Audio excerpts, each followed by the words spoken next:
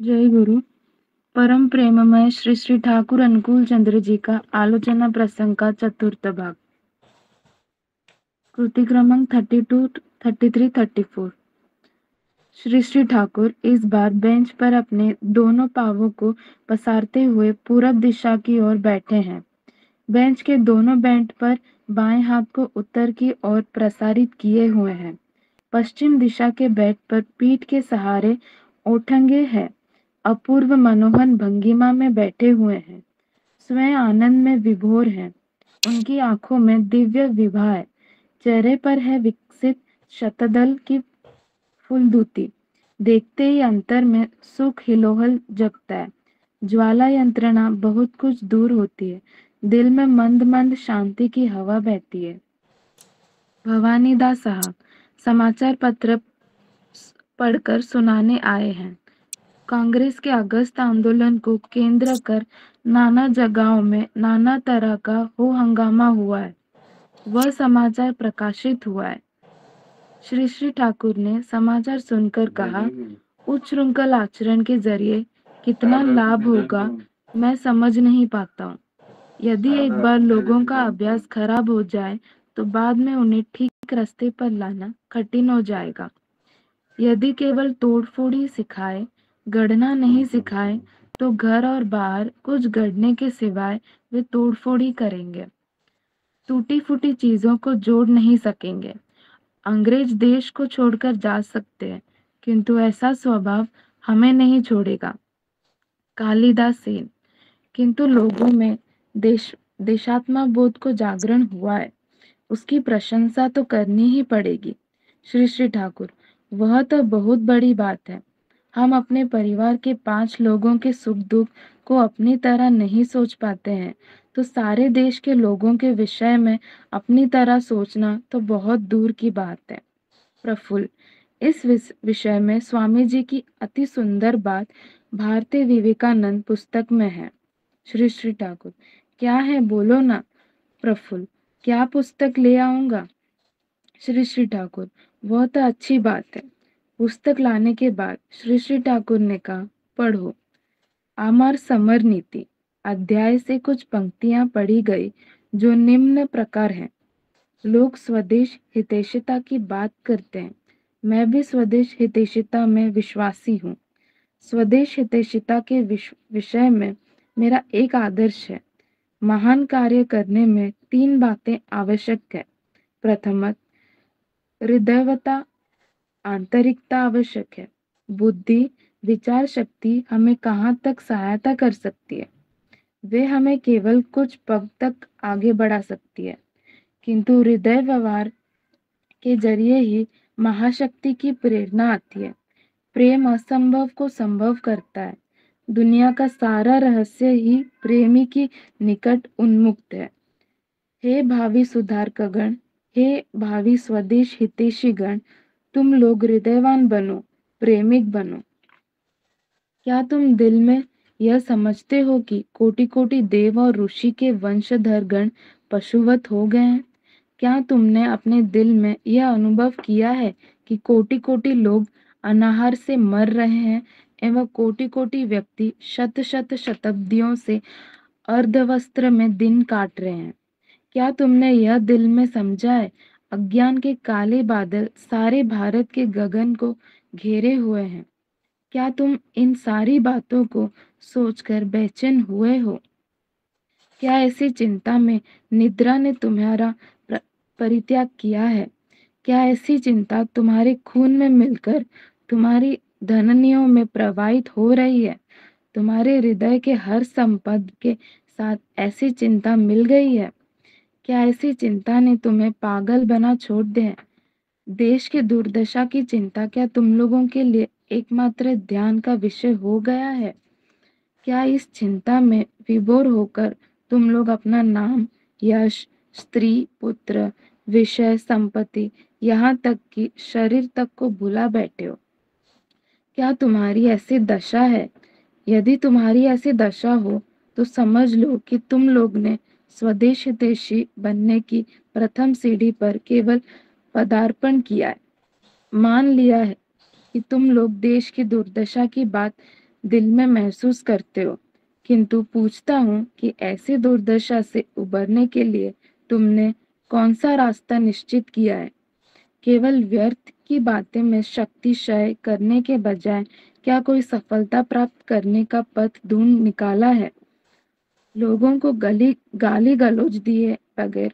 क्या उनकी वास्तविक सहायता कर सकते हो? स्वदेशवासी के इस जीवन मरण की अवस्था को दूर करने हेतु उनके इस घोर दुख के सांत्वना के दो शब्द सुना सकते हो, किंतु सिर्फ उससे भी काम चलाने वाला नहीं है। क्या तुम पर्वत की तरह विघ्न बाधाओं को तुच्छ समझकर कार्य करने के लिए तैयार हो? तृतीया, क्या तुम लोगों में ऐसी दृढ़ता है? यदि वे ये तीन चीजों तुम में है तो तुम लोग में से हर व्यक्ति अलौकिक कार्य कर सकता है। तुम लोगों को समाचार पत्र में लिखने एवं भाषण देने की आवश्यकता नहीं पड़ेगी। तुम लोगों के चेहरे पर अपूर्व स्वर्गीय ज्योति निकलेगी। यदि पहाड़ों के गुहाओं में रहोगे तो भी तुम्हारी चिंताएं उस पहाड़ों की प्राचीर तक को भेद कर बाहर निकालेंगे। संभव है कि सैकड़ों वर्षों तक लगातार सूक्ष्म रूप में सारे भारतवर्ष में भ्रमण करना पड़े, किंतु एक ना एक दिन किसी के मस्तिष्क में निश्चय ही आश्रय ग्रहण करेंगे। उस समय उसी चिंता के अनुसार कार्य होता रहेगा। अकपटता, साधु अभिसंधि और चिंता शक्ति असाधारण होगी। जय गुरुदेव।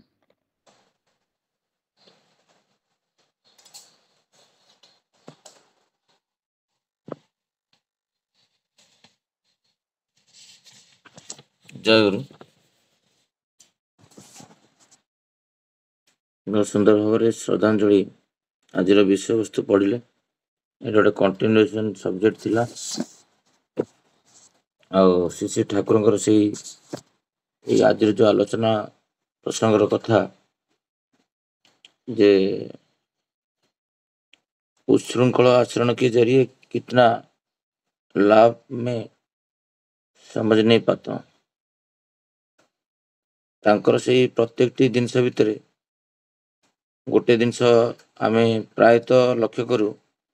जे राष्ट्र बंचवा जदि चाह ताल व्यक्ति निर्माण कथा से सब कहते प्रत्येक मनीष को तैयारी करने आग्रह प्रत्येक व्यक्ति भितर से नियंत्रित जीवन दरकार। विशृंखल जीवनटा न नियंत्रित जीवन जापन आटा इष्ट केन्द्रिक भी हवा दरकार। यही कथाटा से श्री ठाकुर आम मान पाखे रखिंट से विषय यही विषय प्रफुल्ल दास कथा जे देशप्रेमी केमती हवा पड़ो आउ देशात्मक जिनसटा कौन श्री ठाकुर पाखे प्रफुल्ल दास स्वामी विवेकानंद किसी कथा रखिंट आलोचना प्रसंगर संचलिता माने जी लिखिंट ठाकुर श्रीमुखर कथाटा आउ प्रफुल्ल कुमार दास सी रामकृष्ण परमहंसଙ୍କର पूर्व अवस्था परम भक्त थिले। परम मुहूर्त श्री श्री ठाकुर को जीवन आदर्श करी गुरु रूप नहीं भितर श्री रामकृष्ण ठाकुर देखी पारे बहुत रिसर्च थिला। रामकृष्ण मठकर जिते ग्रंथ गुड़ा से प्राय पढ़ुले। स्वामीजी से कथाटा तीन टा उक्ति देशात्मक कौन कौन हवा दरकार गोटे हृदयवता आंतरिकता आवश्यकता अच्छी लोकों पाखे से समवेदना आजिकल डेटे नष्ट हो जाए। मौखिक कथबार्ता करती किंतु अलग लोकर वेदना को निज वेदना बोली भाविकी से कथाटा जो स्वामी कहते स्वामीजी कहते जे एते देशात्मक जी बोध कर कौन ता स्त्री पिला छुआ निजर एक चिंता कर निज शरीर को मध्य कौन भूली जाइए भाव में स्वामीजी सीटी कथा रखिंट। तापर गोटे कथा हूँ कौन सा रास्ता निश्चय किया है, केवल व्यर्थ की बातों में शक्ति क्षय करने से बजाय क्या कोई सफलता प्रयास करने का पथ दृढ़ निकलना है। जोटा कि सबल पाई आमे क्रिटिसाइज करू से मंत्री या कले सी ये कले किंतु व्यक्तिगत भाव में आमर देशर उन्नति पत्र आम कि करूना सेटा वृथा आडंबरयुक्त चिंता आ उत्तेजित मस्तिष्क ये दुईटा ही असिद्धर लक्षण श्री ठाकुर सत्यांशुण लिखिले आम मान पाखे से वृथा खाली कथा आलोचना भितर क्रिटिसाइज भितर प्रायतः समय कटे पर निंदा परचर्चार जोटा कि विवेकानंद से व्याख्या कर देशात्मक माने गोटे देश को भल पाक हेले कौन कौन करने को पड़े। तृतीयटा क्या तुम लोग में ऐसी दृढ़ता है यदि ये 3 चीजें तुम में है तो तुम लोग में से हर व्यक्ति अलौकिक कार्य कर सकता है। जोड़ा लास्ट को स्वामीजी कहते किंतु श्री श्री ठाकुर से कथाटा को सत्यांशुण प्रथम पेज लिखिं जे दुर्बलता विरुद्ध में युद्ध करने हम आगे तुम्हें साहसी हुओ अकपट हुओ तेरे तुम्हें जनाजीव धर्म राज्य में पशिबार अधिकार जन्मी से ब्रेवर कथा से सिंसियर कथा जुग पुरुषोत्तम श्री श्री ठाकुर कहते दृढ़तार कथा जदि हुए ताले तुम्हें अविश्वास थाए सबकि हो पारे। आम गहण अशोक कुमार साहू दा अच्छा एसपीआर भुवनेश्वर तांको अनुरोध करी ए विषय आमको किसी आलोचना ओडिया रखिए ए विषय टी आम मान कि कहे अशोक दा किसी आलोचना रखत जय आम सब एमती ओडिया रे तृतीय खंड आमर सरी जाइए मुझे बैकग्राउंड टा कही दूचे आम मैंने मिसिक 3 वर्ष तले स्टार्ट करूँ बॉम्बे रे आलोचना प्रसंग पढ़ा प्रथम खंड द्वितीय खंड तृतीय खंड ओडिया पढ़लु एवं जेहेतु ओडिया आवेलेबिलिटी नाही आम हिंदी रे पढ़ी आम बोध हिसाब से आम कौन कौन बुझू प्रतिदिन आलोचना करूँ यहाँ गोटे आम प्रयास आम सबुदिन जानापी ठाकुर आइडियोलॉजी विषय। जय जय गुरु समस्त परम दयाल श्री श्री ठाकुर श्री चरण मोर भक्तिपूत प्रणाम। श्री श्री बर्मा श्री श्री बर्दा परम पूज्यपात श्री श्री आचार्य चरण में मोर भक्तिपूत प्रणाम। आपण मानक समस्त को मोर जय गुरु आ प्रीति आ शुभेच्छा। मोर कथा सुना जाउची? हाँ क्लियर सुबह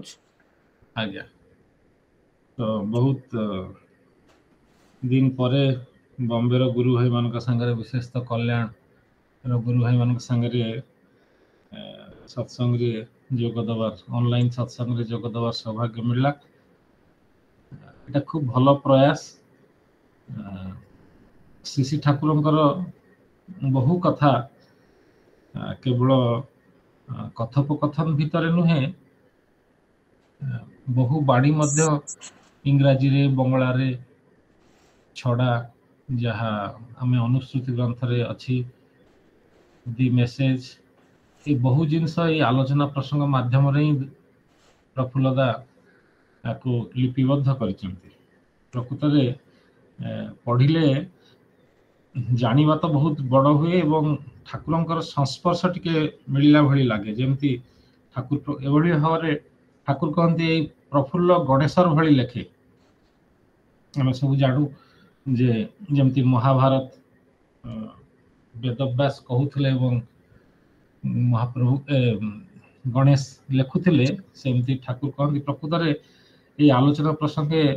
भितरे ठाकुरंकर भावधारा ठाकुरंकर चिंताधारा विभिन्न लोकंकर निवेदन तार सब उत्तर रही एवं तारी भीतर दे आम मानक पई जुग जुग पई भविष्यत पई श्री ठाकुरंकर जे निर्देश तारी भीतर से लिपिबद्ध होकर रही। आम आज जो पढ़ुले सेटा 23/9/1942 मसीहार कथा मो पाखरे बंगला सत्य बंगला आलोचना प्रसंग अच्छी से 21-22 पेज कथा। तो ए मो पूर्व तो खूब सुंदर भाव में शशिकांत भाई कहूले ओडिया रे तार सारांश। असल कथा ठाकुरंकर चिंताधारा सब एक अलग प्रकार थिला माने निरोला थिला ठाकुरंकर कथा केबे बही पढ़ा कथा नथिला तांको ठाकुर जहा कहउतले तांको जीवन रो ई जे कथा ता प्राय जीवन रो अनुभूति रु प्राय 95-96% माने जहा से निजे अनुभव करिसेंती निज जीवन रे जहा करिकिरी देखैछंती जहा करिसेंती तारि भितर ही ए सब कथा ठाकुरंकर जहा निज अनुभूतिर कथा एवं ठाकुर कहूतिले ए जे आपण माने पढ़िले ए हुए तो गत 2-3 दिन तळे बा 2-3 थर द्वितीय तृतीय थर रविवार पछरे ठाकुर कहउचंती जे ए सेठी थरे जने भाई को कहउचंती जे मनीषर श्रद्धा भक्ति भल पाइबार इंधन जोगाओ आ एई हला यूनिवर्सल टॉनिक सार्वजनिक बलकारक औषध माने मनीष भीतर ए कथाटा मु काहे कहउची ना आमे जो देश हितैषी बा देश प्रेम कथार कथा आमे आलोचना करथिले। अच्छा मो पाखरे केते समय अछि केते समय जाए सत्संग चलिबो एटा तो हमर आलोचना प्रसंग एटा सत्संग तो हमें को ना नहीं, कर हां आपण 35 मिनिट कहि परिबे। अच्छा अच्छा अच्छा ना ये तो बहुत समय हां अछि 30 आउट के भी टाइम नहीं परिबे आज छुट्टी अछि हमें पखा पखी 7:45 जाके आलोचना रखू संडे मान करे तो ना पर भलो टाइम अछि। आज्ञा तो शिशि ठाकुर कर ए जे देश प्रेमर कथा से मध्य निरोला ठाकुर जेमती आध्यात्मिकता भाव रे निजको उन्नत करिया को चाहूतिले समस्त को आ गोटे बड़ आश्चर्य कथा ठाकुर कहउतिले जे प्रकृत रे समस्त भीतर ही ज्ञान रहिछि आमे साधारणतः कोन भाबू जे ए जे जानिबा बा ज्ञान ये सब आहरण करिया पड़े आमे स्कूल को जाऊ प्रथम श्रेणी को जाऊ दशम श्रेणी को जाऊ कॉलेज जाऊ यूनिवर्सिटी जाऊ पीएचडी करू तारि भितर आमे साधारणतः ज्ञान आहरण करू किंतु ठाकुरंकर बोध हला ठाकुरंकर कहिबा हला जे ज्ञानटा भीतर रे ही थाए आ ठाकुर कहउचंती ए जो अंतर्निहित बाधा आ बाहरर बाधा विघ्न द्वंद्व एई सब को मनुष्य जते बेले सद्गुरु को धरिकिरी अग्रसर हुए सद्गुरु पथरे सेते बेले ही ता भितरे सोई रहिथिबा ज्ञान जागृत हे उठे गोटे बड़ आश्चर्य कथा ठाकुर एमिति भी कहिसेंती जे to do is to be is to know a कथा मध्ये ठाकुर कहिसें ठाकुर कहउचंती जे हबा पई हेले करिवा को पड़िबो एवं करिवा भितरे तुमे जानि परिबो ए कथा गोटे माग्ना डिक्टारे ठाकुरंकर अछि किंतु ठाकुर कहउचंती जे असल जहा ज्ञान सेटा निज भितरे अंतर्निहित भाव सेटा थाए आ सद्गुरु जी आसंती सी तांकर जे सद्गुरु को अनुधावन करिया को पड़े अनुसरण करिया को पड़े आ अनुशीलन करिया को पड़े माने अनुधावन माने पछरे पछरे चलिबा अनुसरण मध्ये सेही भली सी जहा जहा कहउचंती सेटा को फॉलो करिया आ अनुशीलन करिया माने निजे प्रैक्टिस करिया अभ्यास रे करिया तो सेथि पई परम दयाल जते बेले आसंती आमे तांको विभिन्न आम बोध नै कि आमे तांको अनुभव करू से सद्गुरु एवं आमे जो माने समस्त तांकर सतमंत्र रे दीक्षित होई आमे तले मंत्र रे प्रणाम करू जो मंत्र रो प्रथम 3टी शब्द रे तांकर गोटे छोट इंडिकेशन अछि से कोन आमे जो प्रथम जो प्रणाम करू आपण माने समस्त जानि परथिबे जे गोटिए शब्द द्वितीय शब्द तृतीय शब्द सेइथरे तांको वर्णना करा जायछि तो हम कहिबि नाही तो समस्त कहंती जे ब्रह्म ज्ञान हवा दरकार ब्रह्म ज्ञान लाभ हेले मनीषर सद्गुरुंकर मूर्ति दर्शन हुए एवं सी भागवत रे माने मनीष हेकरी मध्य से ब्रह्म को उपलब्धि करि पारे एमती सद्गुरुंकर जदी लाभ हुए तो ठाकुर कहउचंती जे प्रकृत सद्गुरु जी से तांकर भागवती तनु भागवती शरीर से सबु स्तरर सबुटा जानती କଂକ୍ରିଟଲି ଏବଂ ଆବସଲ୍ୟୁଟଲି, ମାନେ ବାସ୍ତବ ଭାବରେ ଏବଂ ଅଖଣ୍ଡ ହିସାବରେ।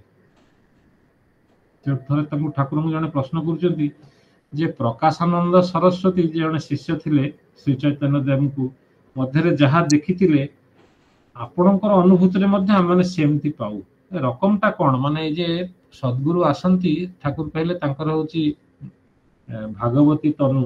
ବା ବ୍ରାହ୍ମୀ ତନୁ, ମାନେ ତାଙ୍କର ଶରୀରଟା ହଉଛି ମାନେ ବ୍ରହ୍ମକୁ ଅନୁଭବ କରିବା, ବ୍ରହ୍ମକୁ ଦେଖିବା, ବ୍ରହ୍ମ ସାଙ୍ଗରେ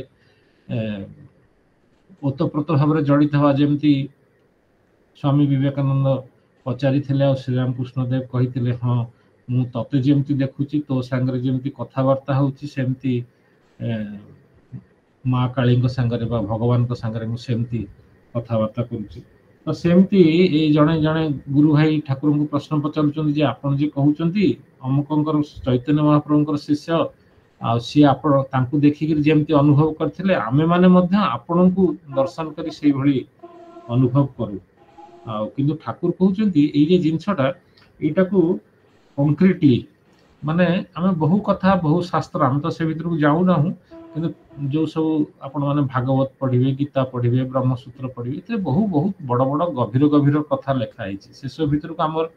ଠାକୁର ତାକୁ ଏତେ ସହଜ କରି ସତ୍ୟାନୁସରଣ ଆଉ ଏମିତି କଥୋପକଥନ ଭିତରେ ଆଲୋଚନା ପ୍ରସଙ୍ଗେ ଆଉ କଷ୍ଟ ବହି ସବୁ ବିନାୟକ ବିଧାୟନା ସେ ସବୁ ମଧ୍ୟ ରହିଛି। ତା ଭିତରେ ମଧ୍ୟ ଠାକୁରଙ୍କର କ୍ଲିଷ୍ଟ କଥା ତଥାପି ବହୁ ସହଜ ଭାବରେ, ଗୀତାର ବହୁ ଶ୍ଲୋକକୁ ଠାକୁର ସହଜ ଭାବରେ କହିଛନ୍ତି। ତ ଏଇ ଯେମିତି, କିନ୍ତୁ ଏଟାକୁ କଂକ୍ରିଟ ଭାବରେ ଜାଣିବା ଦରକାର। ଏଗୁଡା ସବୁ ଆମେ ଭାବୁ କଣ ନା ମାନସିକ ଜଗତର କଥା, ଗୁଡାଏ ଥିଓରି, ଗୁଡାଏ ତଥ୍ୟ, ୟା ଦେହରେ ମଣିଷ ଜୀବନରେ କିଛି ନାହିଁ। କିନ୍ତୁ ଠାକୁର କହୁଛନ୍ତି ସବୁ ଜିନିଷ ଗୁଡା ମଣିଷ ଜୀବନରେ ଯଦି ମୁଁ ତାକୁ ଖଟେଇଲିନି, ତାକୁ ବ୍ୟବହାର କଲି ନାହିଁ, ତାହେଲେ ତାର ମୋର ପାଖରେ କିଛି ଦାମ ନାହିଁ। ତେଣୁ ସେମିତି ଠାକୁର କହୁଛନ୍ତି ଏଇ ଯେ କଥା ଅଛି, এই যে ପଚାରିଲେ ଯେ କଂକ୍ରିଟଲି, ମାନେ ବାସ୍ତବ ଭାବରେ ତାଙ୍କୁ ଅନୁଭବ କରିବ ଏବଂ ଅଖଣ୍ଡ ଭାବରେ କରିବ। ସେମିତି ଠାକୁର ମଧ୍ୟ କୁହନ୍ତି ଆନାଲିଟିକାଲି ଏବଂ ସିନ୍ଥେଟିକାଲି। ଆନାଲିସିସ୍ କହିଲେ କଣ ବୁଝାଏ, ଯେମିତି ଆମେ ଗୋଟେ ସେଣ୍ଟେନ୍ସ ଅଛି, ବାକ୍ୟ ଅଛି, ସେ ବାକ୍ୟକୁ ଆମେ ଜାଣିବା ଯେ ଏଇଟା ହେଲା ତାର ସବଜେକ୍ଟ, ଏଇଟା ହେଲା ପ୍ରେଡିକେଟ, ଏଇଟା ହେଲା ଆଡଜେକ୍ଟିଭ, ଏଇଟା ହେଲା ନାଉନ୍, ବା ଆମେ ଜାଣୁ ବିଶେଷ୍ୟ, ବିଶେଷଣ, କ୍ରିୟା, এই ସବୁ ଜିନିଷ ଏମିତି ଜାଣୁ। ପ୍ରତ୍ୟେକ ଗୋଟେ ବାକ୍ୟକୁ ଆମେ ଖଣ୍ଡ ଖଣ୍ଡ କରିଦେଲେ ଯେ କିଏ କରୁଛି, କଣ କରିବାକୁ ଚାହୁଁଛି, ଉଦ୍ଦେଶ୍ୟ କଣ, ଯେମିତି ଏଟାକୁ ଆର ଉଦାହରଣ ହେଲା ଆନାଲିଟିକାଲି। ତ ସେମିତି ଗୋଟେ ଘଟଣା ଯେତେବେଳେ ହୁଏ, ଶ୍ରୀ ଠାକୁର ଆମ ମାନଙ୍କ ସମ୍ମୁଖରେ ତାକୁ ଟିକି ଟିକି ଟିକି ଟିକି ଟିକି ଟିକି କରି ପ୍ରତ୍ୟେକ ଛୋଟ ଛୋଟ ଜିନିଷ ବିଷୟରେ, ତାର ଯୋଉ ଗୋଟେ ବଡ ଜିନିଷ ଥାଏ ତାର ଏକଦମ ସମଗ୍ର ଛୋଟ ଛୋଟ ଜିନିଷ ଗୁଡାକୁ ବି ମଧ୍ୟ ଠାକୁର ଆମକୁ ବୁଝେଇ ଦେଇ ଯାଇଛନ୍ତି। ପୁଣି ସିନ୍ଥେସିସ୍ ମଧ୍ୟ କରିଛନ୍ତି, ମାନେ ତାକୁ ସବୁକୁ ଧରନ୍ତୁ ଆପଣ ଗୁଡାଏ ଛୋଟ ଜିନିଷ ଦେଖିଲେ, ଯେମିତି ଗୋଟେ ହାତୀ ଦେଖିବାକୁ ଗଲେ, ହାତୀର ଗୋଟାଏ ଗୋଡ ଅଛି, ହାତୀର ଗୋଟାଏ କାନ ଅଛି, ହାତୀର ଗୋଟାଏ ପିଠି ଅଛି, ହାତୀର ଗୋଟାଏ ଲାଙ୍ଗୁଡ ଅଛି, ହାତୀର ଗୋଟାଏ ଆଖି ଅଛି। ଏଇ ସବୁ ଜିନିଷ ଧରନ୍ତୁ ଅନ୍ଧ ଯାଇକି ଯେମିତି ଦେଖିଲେ ଆମେ ଜାଣିପାରୁନୁ, ଯେ ଭାବୁଛୁ ଯେ ହାତୀଟା ହଉଛି ଖାଲି ତାର ଗୋଟାଏ କାନ କୁଲା ଭଳିଆ କିମ୍ବା ଗୋଟାଏ ଦଉଡି ଭଳିଆ ତାର ଶୁଣ୍ଢଟା। କିନ୍ତୁ ଠାକୁର ଯେତେବେଳେ ଗୋଟେ ହାତୀକୁ ଆମ ମାନଙ୍କୁ ଦେଖେଇବେ, ଏ ସବୁକୁ ମିଶେଇକିରି ସେ ସମ୍ପୂର୍ଣ୍ଣ ହାତୀଟାକୁ ଆମକୁ ଦେଖେଇବେ। ଏଇଟା ହେଲା କଣ ନା, ଏଇଟା ହେଲା ସିନ୍ଥେଟିକାଲି। ତ ଠାକୁର କହୁଛନ୍ତି ଯେ ଜଣେ ମୋର ଯେତେବେଳେ ଇଷ୍ଟ ହୁଅନ୍ତି, ତାଙ୍କୁ ମୁଁ ଦେଖେ, ତାଙ୍କୁ ମୁଁ ଶୁଣେ ଆଉ ତପସ୍ୟା କରେ, ତାଙ୍କୁ ଆନାଲିଟିକାଲି ଆଉ ସିନ୍ଥେଟିକାଲି ବୁଝେ। ଯେମିତି ମୁଁ କହିଲି ଯେ ଗୋଟେ ବାକ୍ୟକୁ ଟିକି ଟିକି କରିକି ତାର ପ୍ରତ୍ୟେକ କର୍ତ୍ତା କିଏ, କ୍ରିୟା କିଏ, ଉଦ୍ଦେଶ୍ୟ କଣ, ଯେମିତି ଏଇଟା ହେଲା ଆନାଲିଟିକାଲି। ଆଉ ସିନ୍ଥେଟିକାଲି ହାତୀର ବିଭିନ୍ନ ଅଂଶ ତାକୁ ସବୁ ମିଶେଇ ଦେଇକିରି ଆମେ ମାନେ ଜାଣିପାରିବୁ ଯେ ଇଏ ହେଲା ସମ୍ପୂର୍ଣ୍ଣ ଜିନିଷଟା ହେଲା ହାତୀ। ସେମିତି ସେମିତି ବ୍ରହ୍ମ ହଉ, ଜଗତ ହଉ, ଆମ ମାନଙ୍କର କର୍ତ୍ତବ୍ୟ ହଉ, ଯାହା କିଛି ହଉ, ତ ସେତେବେଳେ ସେଇ ଯୋଉ ଠାକୁର କହୁଛନ୍ତି ଯେ କଂକ୍ରିଟଲି ଆଉ ଆବସଲ୍ୟୁଟଲି ତାଙ୍କୁ ସେ ସବୁ ସ୍ତରର କଥା ସବୁ କିଛି ଜାଣନ୍ତି। ଆଚ୍ଛା, ଆଉ ଜାଣିଲା ପରେ କଣ ହୁଏ ନା, ମୁଁ ତାଙ୍କୁ ଅନୁସରଣ କରେ, ଅନୁଧାବନ କରେ, ତାଙ୍କର କଥାକୁ ଅଭ୍ୟାସରେ ପରିଣତ କରିକିରି ଧୀରେ ଧୀରେ ତାଙ୍କ କଥାକୁ ପ୍ରାକ୍ଟିସ କରିବା ଭିତରେ ଚେଷ୍ଟା କରେ, ଆଉ ଆନାଲିଟିକାଲି ଆଉ ସିନ୍ଥେଟିକାଲି ତାଙ୍କୁ ବୁଝିବାକୁ ଚେଷ୍ଟା କରେ। ସେତିକି ବେଳେ ଠାକୁର କହୁଛନ୍ତି ଯେତେବେଳେ ତାଙ୍କୁ ଆନାଲିଟିକାଲି ଆଉ ସିନ୍ଥେଟିକାଲି ତାଙ୍କୁ ବୁଝିବାକୁ ଚେଷ୍ଟା କରେ, ସେତେବେଳେ ଇଷ୍ଟଙ୍କର ଯୋଉ ଶରୀର ସେ ମୋ ନିକଟରେ ବ୍ରାହ୍ମୀ ତନୁ ହେଲା। ଉଦାହରଣ ଦେଇ ଠାକୁର କହୁଛନ୍ତି, ପୁଣି ଏଇ ତ ଠାକୁର କହିଲେ ଠିକ ଅଛି, ଠାକୁର ତାକୁ ପୁଣି ବୁଝେଇ ଦେବାକୁ ଚେଷ୍ଟା କରୁଛନ୍ତି। କହୁଛନ୍ତି କେମିତି ନା ଅସଲ କଥା ହଉଛି କଣ ନା ଅସଲ କଥା ହଉଛି ଯେମିତି ଧରନ୍ତୁ ବାଷ୍ପ ଭେପର, ବାଷ୍ପଟା ଯେତେବେଳେ ଘନୀଭୂତ ହୁଏ ସେତେବେଳେ ଜଳରେ ପରିଣତ ହୁଏ। ପୁଣି ଯଦି ଆହୁରି ବେଶୀ ଥଣ୍ଡା ତାକୁ କରାଯାଏ ଜଳକୁ ଫ୍ରିଜ ଭିତରେ ଆମେ ରଖିଦେଲେ ସେଇଟା ବରଫ ହେଇଯାଏ। କିନ୍ତୁ ଆମେ ଦେଖୁ ବାଷ୍ପକୁ ଆମେ ଦେଖିପାରୁନା, ଜଳ ହେଲେ ଗୋଟେ ତରଳ ଅବସ୍ଥା, ତାକୁ ଆହୁରି ଥଣ୍ଡା କଲେ ସେଥିରୁ ବରଫ ହୁଏ। କିନ୍ତୁ ଠାକୁର କହୁଛନ୍ତି ଯେ ବରଫ ହେଲେ ମଧ୍ୟ ତା ଭିତରେ ବାଷ୍ପତ୍ୱ ଘୁଞ୍ଚିଯାଏ ନା। ତେଣୁ ସିଏ ଯେମିତି ମୁଁ ମନେ ପକାଉଥିଲି ନ କହିକିରି ଠାକୁରଙ୍କୁ ପ୍ରଣାମ ମନ୍ତ୍ର ଗୋଟିଏ କଥା, ଦ୍ୱିତୀୟ କଥା, ତୃତୀୟ କଥା, ଚତୁର୍ଥ କଥା, ସେ ସବୁ କିଛି ସେଇ ଯେମିତି ଠାକୁର କହୁଛନ୍ତି ବାଷ୍ପକୁ ଦେଖି ହୁଏ ନାହିଁ, ଅନୁଭବ କରି ହୁଏ ନାହିଁ। ଯଦି ଗରମ ହେଇଥିବ ହାତ ଲଗେଇଲେ ପୋଡ଼ିଯିବ, କିନ୍ତୁ ଅନ୍ୟ ଭାବରେ ଆମେ ତାକୁ ଦେଖିପାରୁନା। କିନ୍ତୁ ଯେତେବେଳେ ସେ ବରଫ ହେଇଯାଏ ସେଇ ବାଷ୍ପତ୍ୱ ତା ଭିତରେ ଥାଏ। ସେମିତି ସମଗ୍ର ପୃଥିବୀର ସବୁ ସ୍ତରର ସବୁ କିଛି ଯାହା ସବୁ ଜ୍ଞାନ କର୍ମ ଐଶ୍ୱର୍ଯ୍ୟ ଭଲ ପାଇବା ସତ୍ୟମ ଶରଣର ଶେଷ ଆଡକୁ ଯୋଉ ବାଣୀ ଅଛି ସେ ହେଲେ ମଣିଷର ଭଗବାନ, ଏ ସବୁ ଜିନିଷ ଗୁଡାକ ତାଙ୍କ ଭିତରେ ରହିଛି। ଯେମିତି ବରଫ ଭିତରେ ବାଷ୍ପର ବାଷ୍ପତ୍ୱ ଥାଏ ସେମିତି ସମସ୍ତ ଜ୍ଞାନ ସବୁ ସ୍ତରର ଜିନିଷ ତାଙ୍କ ଭିତରେ ଥାଏ। ତ ଏଇ ଯେ କଥା ଆଜି ହଉଥିଲା ଯେ ଦେଶ ପ୍ରେମର କଥା, ସେ ଦେଶ ପ୍ରେମର କଥା ଠାକୁର କହୁଛନ୍ତି ପୂର୍ବରୁ ଏସବୁ ଖାଲି ମାଡଫୋଡ ମାନେ ପିଟାପିଟି ଗଣ୍ଡଗୋଳ ଜିନିଷକୁ ଭାଙ୍ଗିବା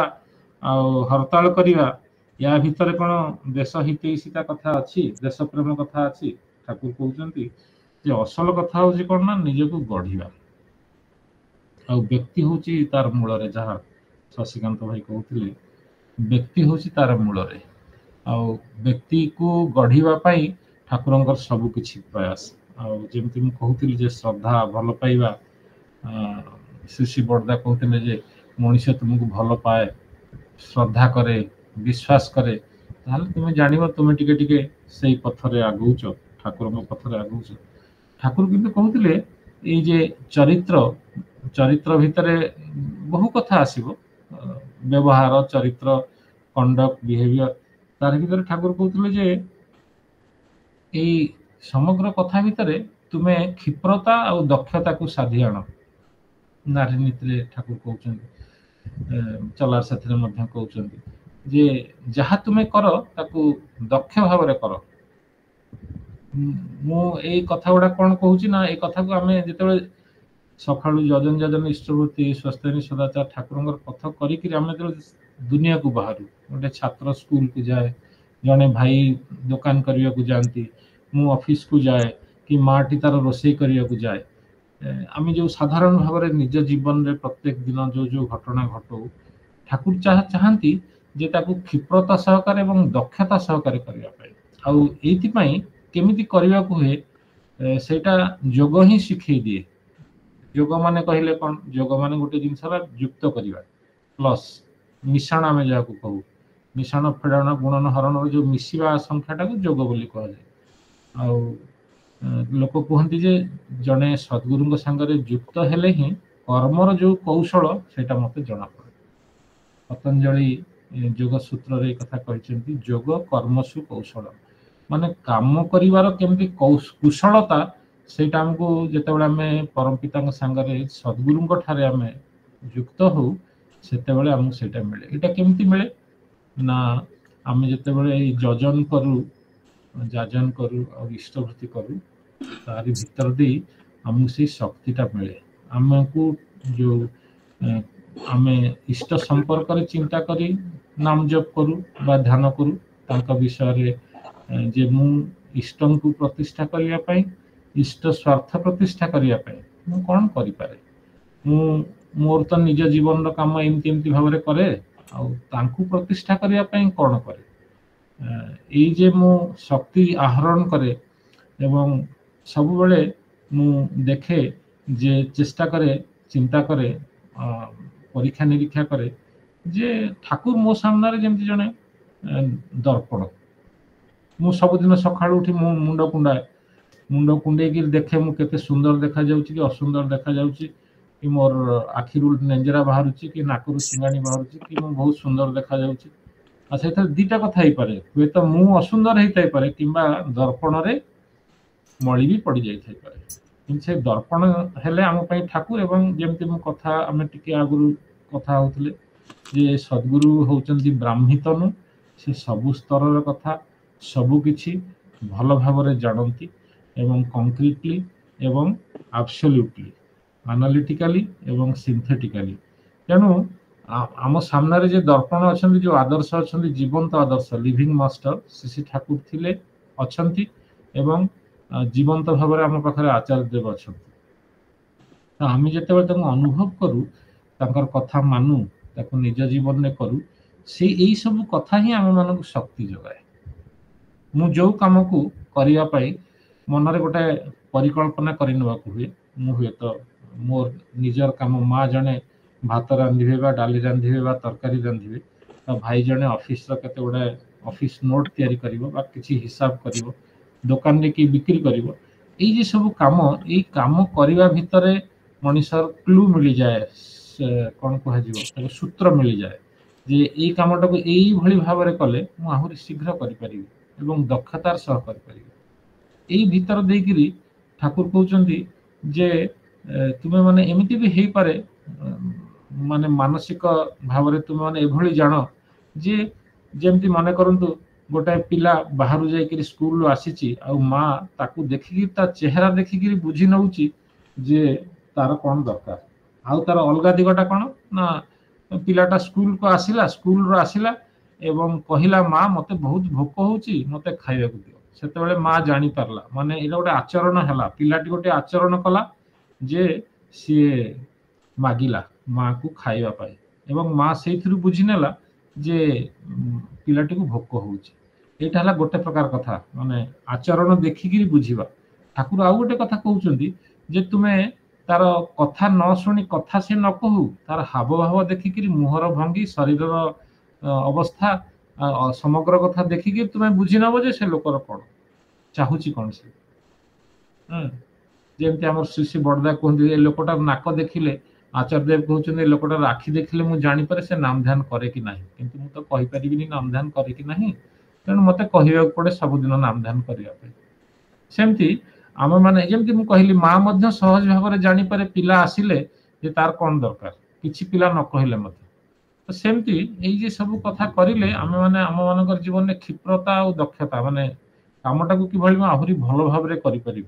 एवं सुंदर भाव में करि अल्प समय करि एवं कम खर्च रे करि ये सब कथा को दक्षता बोले ठाकुर कहते और क्षिप्रता हे तो गोटे कम को गोटे दिन भितर करूली ताकू हे तो 8 घंटा भितर न करी तो 6 घंटा कली कि 5 घंटा कली क्षिप्रता कह गोटे चैप्टर पढ़ाई गोटे छात्र हुए तो एति समय नौला तो से समय बदल से कम समय कर सुंदर भाव में मन रख तेणु ठाकुर सब चाहते आमे मैंने केमती एभली मनीष हो जे ठाकुर देखिले आम मन को बहुत खुशी हे खूब आनंद पाइबे यहीटा ही आम मैंने सब प्रकृत मन मन भाविया कथा अच्छा यही घटनाटा है ठाकुर को केमती लगुव ये आम मैंने सत्संगी आम मान भितर व्यवहार मोर मो घरे व्यवहार मो झील सांगे मोर कथबार्ता मोर बापा सांगे मोर कथबार्ता मोर भाई सांगे मोर व्यवहार ये कथा मु करे किंतु श्री ठाकुर एगुड़ा सब आम जमी आम आखिरे देखुचु कान शुणुचु एवं अनुभव करुचु श्री ठाकुर आमरी भितर रही सब अनुभव करमती लगे ये मोर जे व्यवहार से कौन खुशी हमें से कौन खुशी हमें मोर ये सन्तानटा मुझे कहली से कथाटा को करे ये कथाटा को प्राणपणे करने को चेष्टा करे आम मैंने रास्ता जाऊ जाऊ बहुत दूर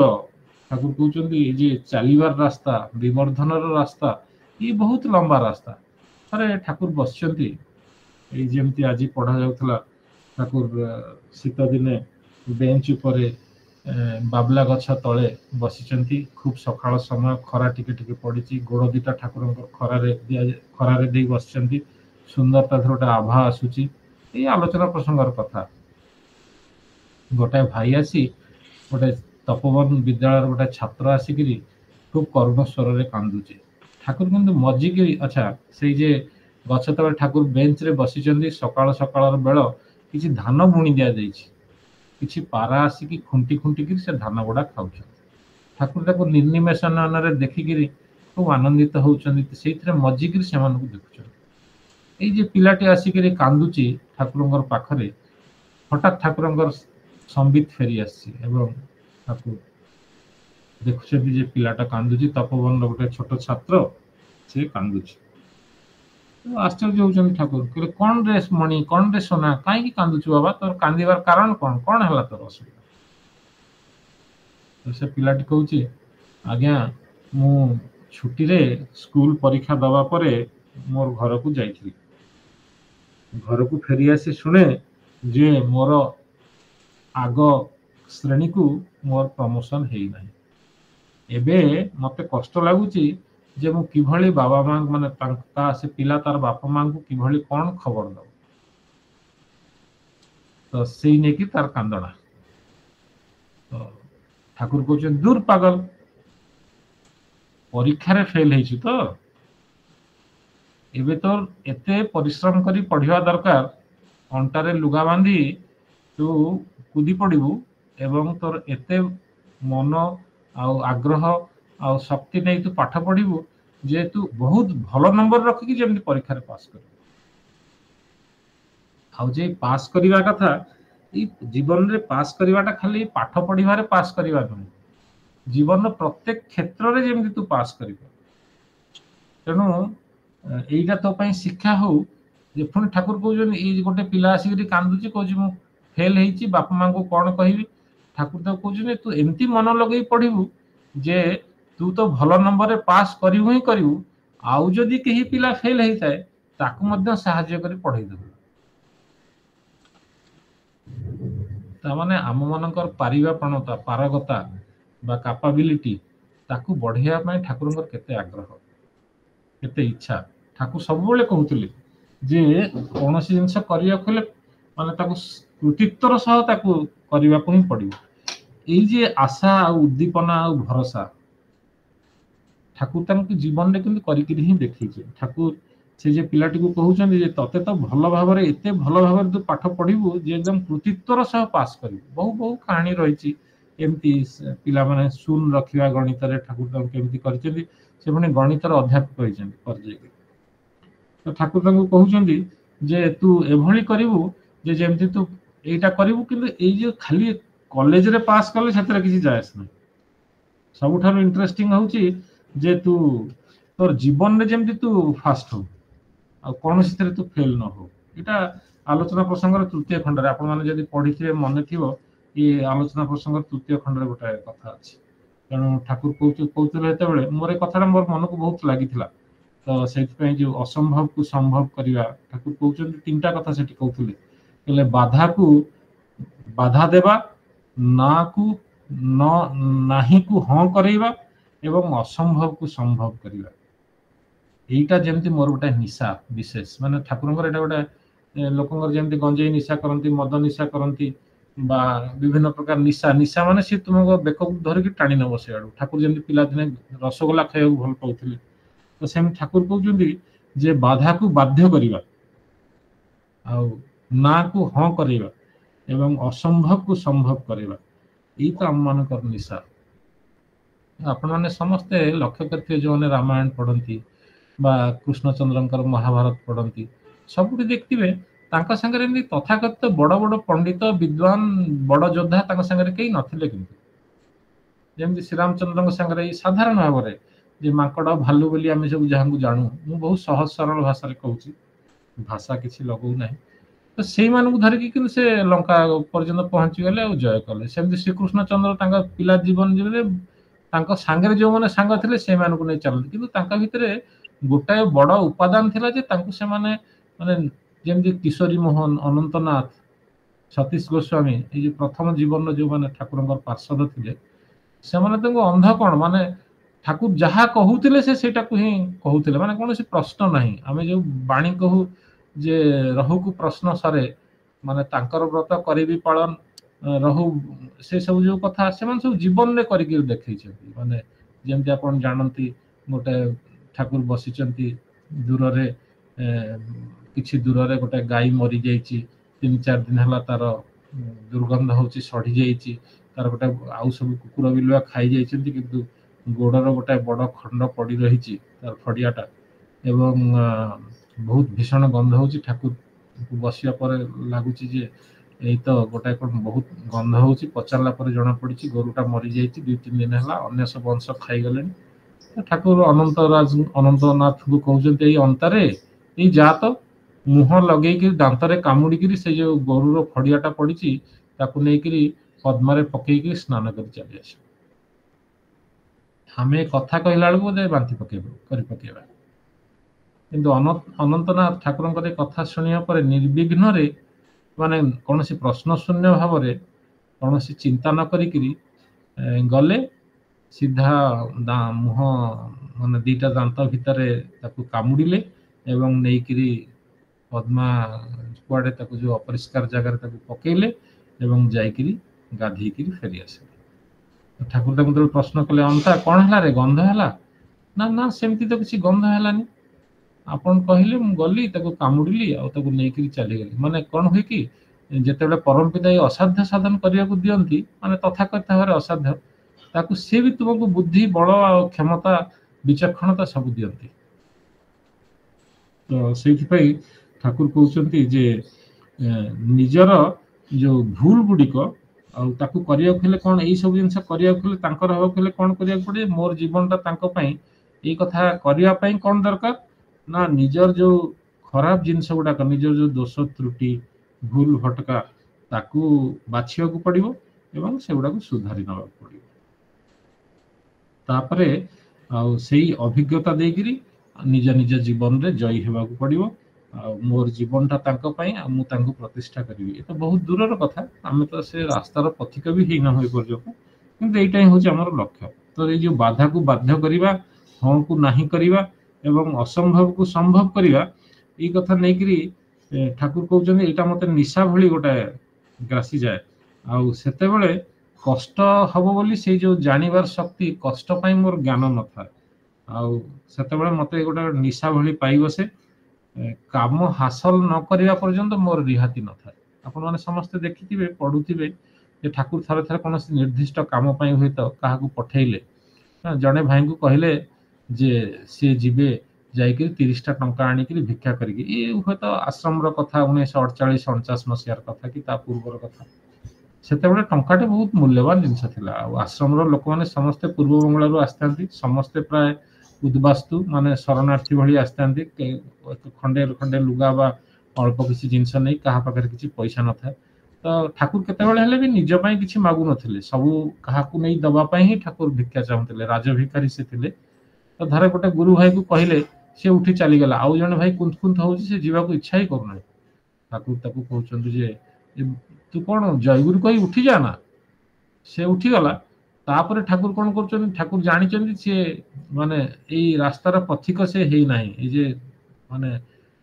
ठाकुर कथा न कहीकि निज कथा कहीकि निजर उपकार देकर समस्त भल रखिथिबा लोक जमी क्या मागिब किसी अर्घ्य से जो भाई भाव दब ठाकुर कौन कर आउ 2 जन गुरु भाई आसुए तो ननिदा आसुए तो आउ जने गुरु भाई आसुँच मणि तू मत 10टा टंका दे पारिबु से कहला हाँ आज्ञा दे पारिबि आउ जन कहते 5 टंका दे पारिबु ना हाँ दे पारिबि ना ना मत दवा दरकार नहीं से अमक भाई को मुझे मुझे बसी रही सी आसिले मु अर्घ्य नहीं आसिले तापर मु गाधेबा को उठिबि तेणु तू जाकि कहबुनि जे मु तते कहिछि दवापाई किंतु ताकू तू दबु यही कहबु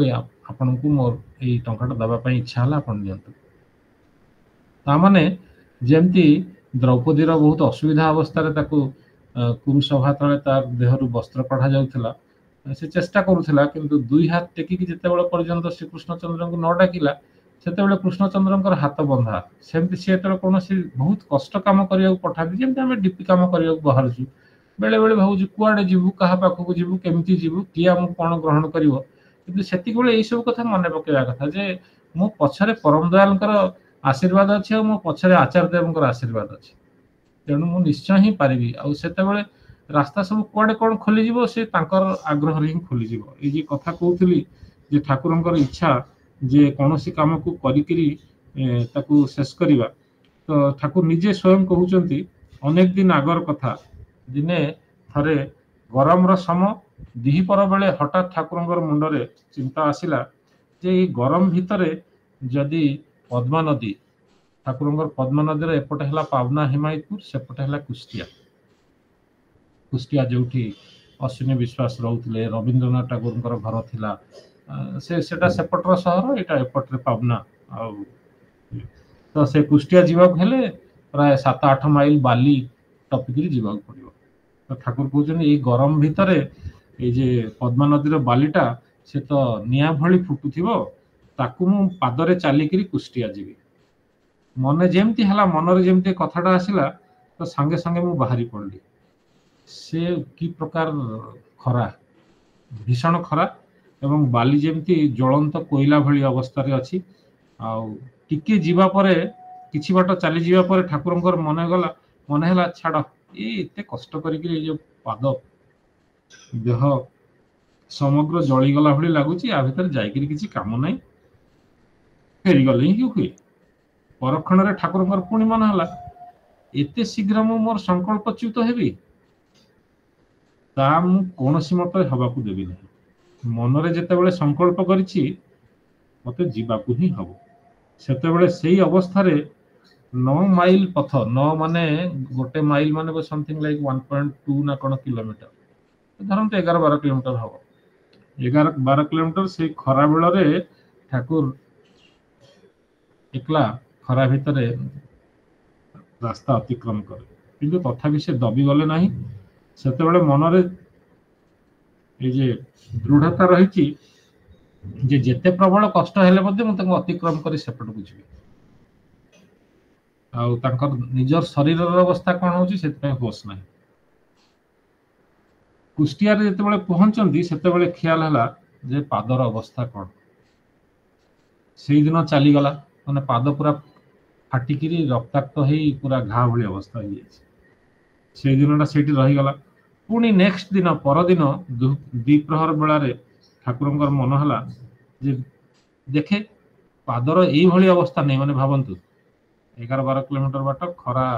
ज्वलंत कोयला रे जेन चालिकी गला भलिया चालिकी जाइछथि गोडर अवस्था कोन हितिबो तापर दिन द्विप्रहर बेले पुणी ठाकुरंकर मन रे आसिला चिंता जे जदि एई पाद नै कि मु पावना पर्यंत पुणी चालिकी जाई पारे ई कथा भाबिकरी शिशि ठाकुरंकर मन कष्ट रे सिहिरी उठिला ई सब ठाकुरंकर मुहर कथा आपण माने आलोचना प्रसंग तृतीय खंड रे पढिले मु खाली मु भी ए कथा हुए तो केबे आगुरु पढिथिबी किंतु मोर ए जे तांको निज जीवन कथा हमें कहू जे ठाकुरंकर जहा कथा जहा देखिछि जहा बुझिछि जहा अनुभव करछि सेही कथा ही तुमको कहूछि तो सेही कथा माने सेही पई गोटे छोट उदाहरण गोटे जीवन रो गोटे दिनर कथा ठाकुरंकर पुणी ठाकुर से कष्ट भितरे भय और दुर्बलता को प्रश्रय न दे न पारिबी बोली न पारिबा को हाँ करिबा असंभव को संभव करिबा